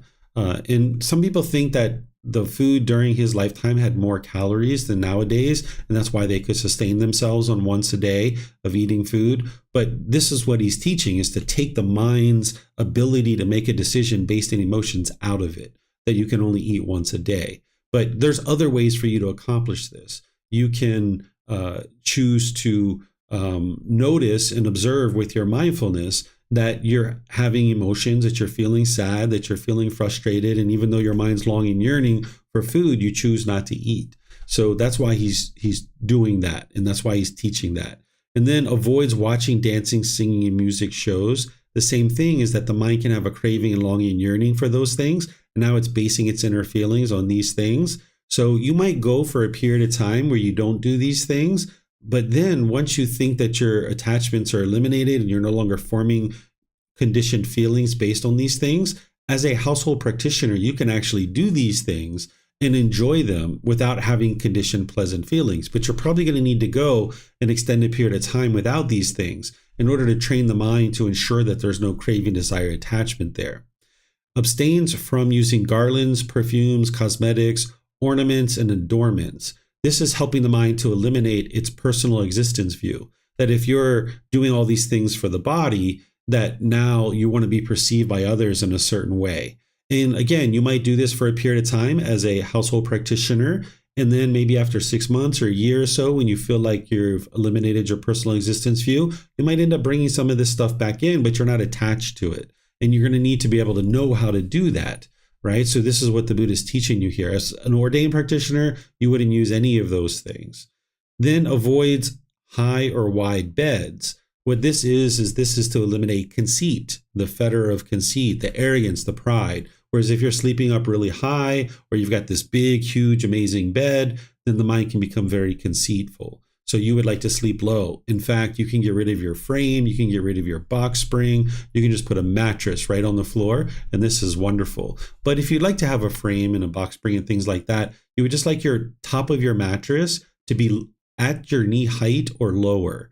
Anything higher than that, and the mind has a potential to be able to accumulate conceit. So by doing this kind of thing, it's something you can set up once. It takes all of a couple of minutes, and you're going to reap the rewards of this. This is one of the best things you can do for any kind of conceit, is sleep low on the floor. Because by going down into your bed and getting up out of your bed each day, it's going to help train your mind to eliminate its conceit. During the lifetime of the Buddha, they didn't accept gold and silver as an offering. This was the currency at the time. This trains the mind to eliminate any craving, desire, attachment for money. But again, you can eliminate this without actually choosing, or while still choosing to have currency. You just need to be able to train your mind and observe your mind when these things are happening. Making sure that you're not forming your inner feelings based on your bank account or how much money you make and things like this. He avoids accepting raw grain or raw flesh. He does not accept women, young girls, all these people, all these beings, all these animals, or land. This is helping to ensure that you're not supporting other people's wrong livelihood and that you're not accumulating wealth as an ordained practitioner. Now, as a household practitioner, you're going to potentially have land, right? But if you're attached to it, that's where your mind's going to have discontentedness. You're going to have raw grain, right? But these things were of value to people, and there was also part of wrong livelihood as well. This was for a household practitioner, or for a ordained practitioner.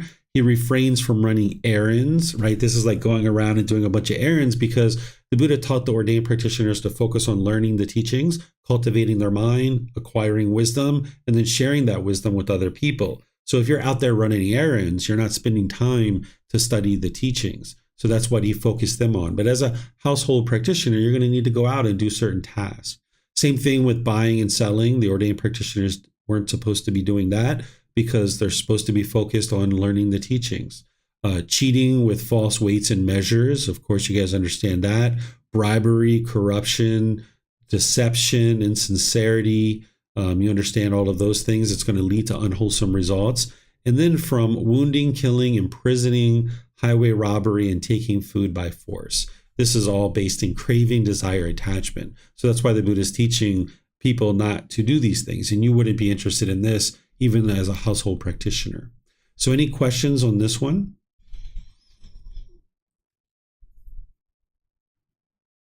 Okay, Mayuli has a question. My kids enjoy the facial and scalp massage that I give them when I bond with my kid. During the massage, I turned on your mini lesson for my kids to listen to. They know this is a trade-off and they are okay with it. I understand this is my craving, but once they get some knowledge and wisdom, I know I will be able to cut it off and let it go. Is this wise? Yeah, this is like a skillful way to help a being, right? Like you're trying to help your children. They're not going to just sit down in front of the TV or YouTube or something like that. Yeah, give them a little bit of massage and let them listen to a mini lesson. Why not? That's a little trade-off. And they're doing it by choice. You're not forcing them or controlling them. It's not like, hey, if you don't do this, you've got to stay in your room for the next week and you can't go outside and play, right? That would be forcing them. But instead, you're doing something very skillful here, Mayuli, to give a little bit of a massage. And hey, they listen to some mini lessons. And this is probably you extinguishing your craving, right? Because you have a craving for your children to learn these teachings. And as they learn, eventually you're going to extinguish this craving. And this is one of the ways to be able to extinguish a craving is fulfill it. And you found a skillful way to do that. And they're choosing to come and get that massage, and they're choosing to listen to that mini lesson, because they could make the choice to not do that too. They could be like, nope, no massage, not interested in listening to that mini lesson. So this is very skillful, Mayuli, very wise. Okay, not seeing any questions anywhere else. All right, so we've got one more chapter for today, and this is another one on morality. This one is about a little bit over 2 pages, or a little bit over a page. So it looks like Vibhav, you have an interest to read it. So go ahead, sir. Thank you. Monk was perfected in morality, third discourse.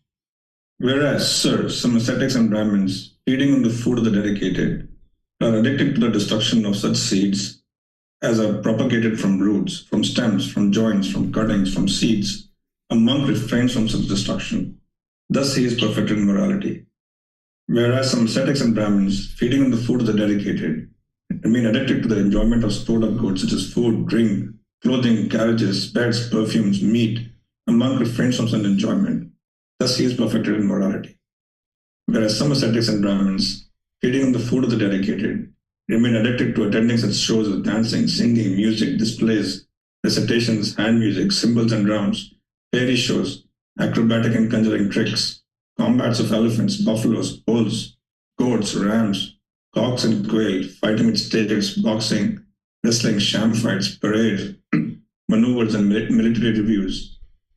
A monk refrains from attending such displays. Thus he is perfected in morality. Whereas some ascetics and Brahmins, feeding on the food of the dedicated, make their living by such base arts, such as wrong means of livelihood as palmistry, divining by signs, portents, dreams, body marks, mouse gnawings, fire oblations, oblations from a ladle of husks, rice powder, rice grains, ghee or oil, from the mouth or of blood, reading the fingertips, house and garden lore, skill in charms, ghost lore, earth house lore, snake lore, poison lore, rat lore, bird lore, crow lore, foretelling a person's lifespan, charms against arrows, knowledge of animals' cries, among refrains from such base arts and wrong means of livelihood. Thus he is perfected in morality. Whereas some ascetics and Brahmins, feeding on the food of the dedicated, make their living by such base arts as predicting on an eclipse of the moon, the sun, a star, that the sun and moon will, on their proper course, will go astray. The star will go on its proper course, will go astray. That there will be a shower of meteors, a blaze in the sky, an earthquake, thunder, a rising, setting, darkening, brightening of the moon, the sun, the stars, and such will be the outcome of these things. A monk refrains from such base arts and wrong means of livelihood. Thus he is perfected in morality. Whereas some ascetics and Brahmins, feeding on the food of the dedicated, make their living by such base arts as predicting good or bad rainfall, a good or bad harvest, security, danger, disease, health, or accounting, computing, calculating, poetic composition, philosophizing.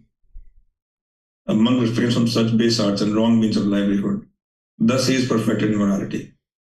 Whereas some ascetics and Brahmins, feeding on the food of the dedicated, make their living by such base arts as arranging the giving and taking in marriage, engagements and divorces, declaring the time for saving and spending, bringing good or bad luck, procuring abortions, using spells to bind the tongue, binding the jaw, making the hands jerk, causing deafness, getting answers with a mirror, a girl medium, a heavenly being, worshipping the son of great Brahma, God, breathing fire, invoking the goddess of luck, among refrains from such base arts and wrong means of livelihood. Thus he is perfected in morality. Whereas some ascetics and Brahmins, feeding on the food of the dedicated, make their living by such base arts, such wrong means of livelihood as appeasing the heavenly beings and redeeming vows to them, making earth house spells, causing virility or importance, preparing and consecrating building sites, giving ritual rinsings and bathings, making sacrifices, giving emetics, purges, expectorants, and phlegmagogues, giving ear, eye, nose medicine, ointments and counter ointments, eye surgery, pediatry, using balms to counter the side effects of previous remedies, among refrain from such base arts and wrong means of livelihood. Thus he is perfected morality. Thank you. Okay, thanks, Vibhav. So this is a discourse directed to the ordained practitioners in order to practice right livelihood, because they're living off of the food of the dedicated.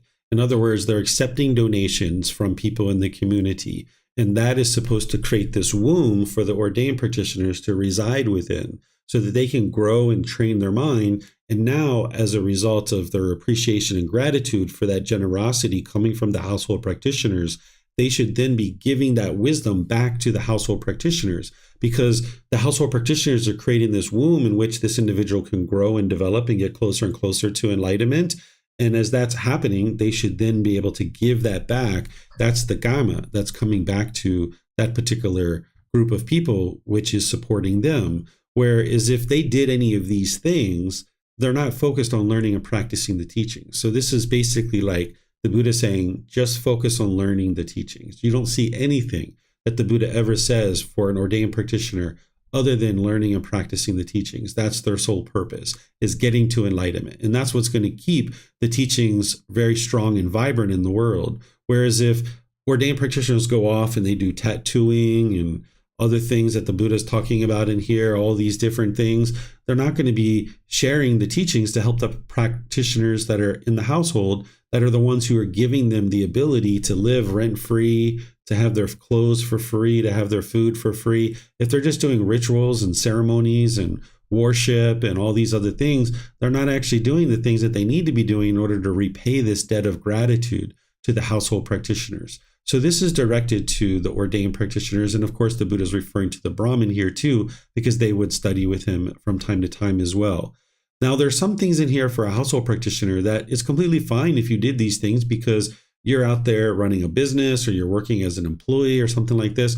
There's no underlying craving, desire, attachment in some of these things. Now, some of these things, it would be unwise for you to do too, like, being involved in animal fights and, things like that. But there's some things in here like accounting and podiatry and things like that would be just fine for a household practitioner. But you're in the role of working as an employer, you're working for an income, and now that person is getting a service and you're getting the money, and that's what's actually happening in this situation.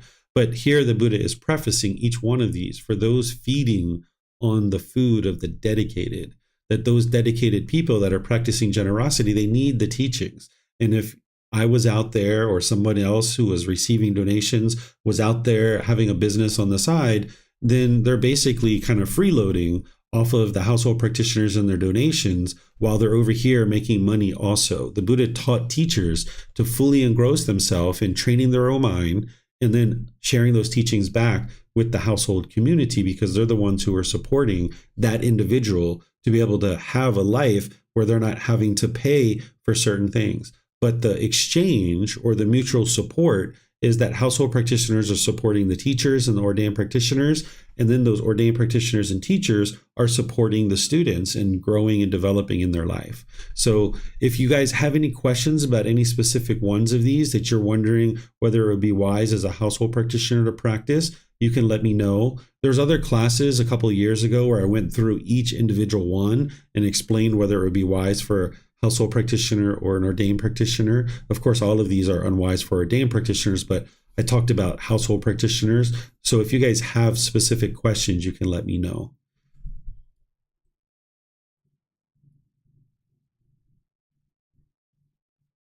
Okay, I'm not seeing any questions anywhere. So what I'm going to do is just end class by thanking all of you guys. We made our way through volume 3. We finished up volume 3 today. Next week, we're going to be starting volume 4, chapters 1 through 10. This is a very short book. It goes up to chapters 31, and then we're going to be in volume 5 right after that. So we've essentially got about 4 weeks where we're going to be to, maybe 3 weeks in volume 4, and then we're going to be moving into volume 5. So if you'd like to read this before class or after class, you can start reading volume 4, chapters 1 through 10. Tomorrow in our group learning program, we're going to be in part 3 of our 3-part series, where I'm going to be sharing the mental discipline section of the Eightfold Path. So you're welcome to attend that at 9 a.m.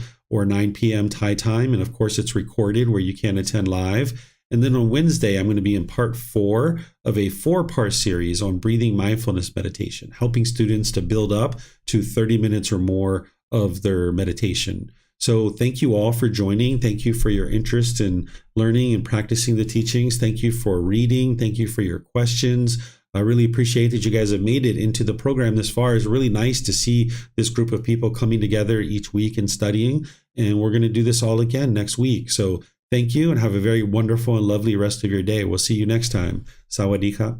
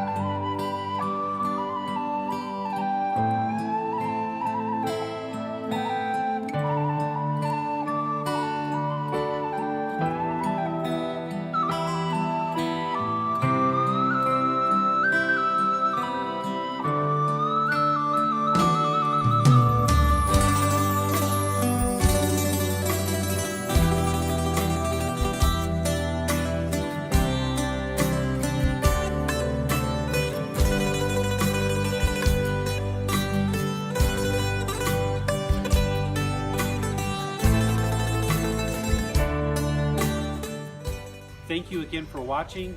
Enjoy your meditation. Look forward to seeing you online and answering any questions that you might have. Thank you so much.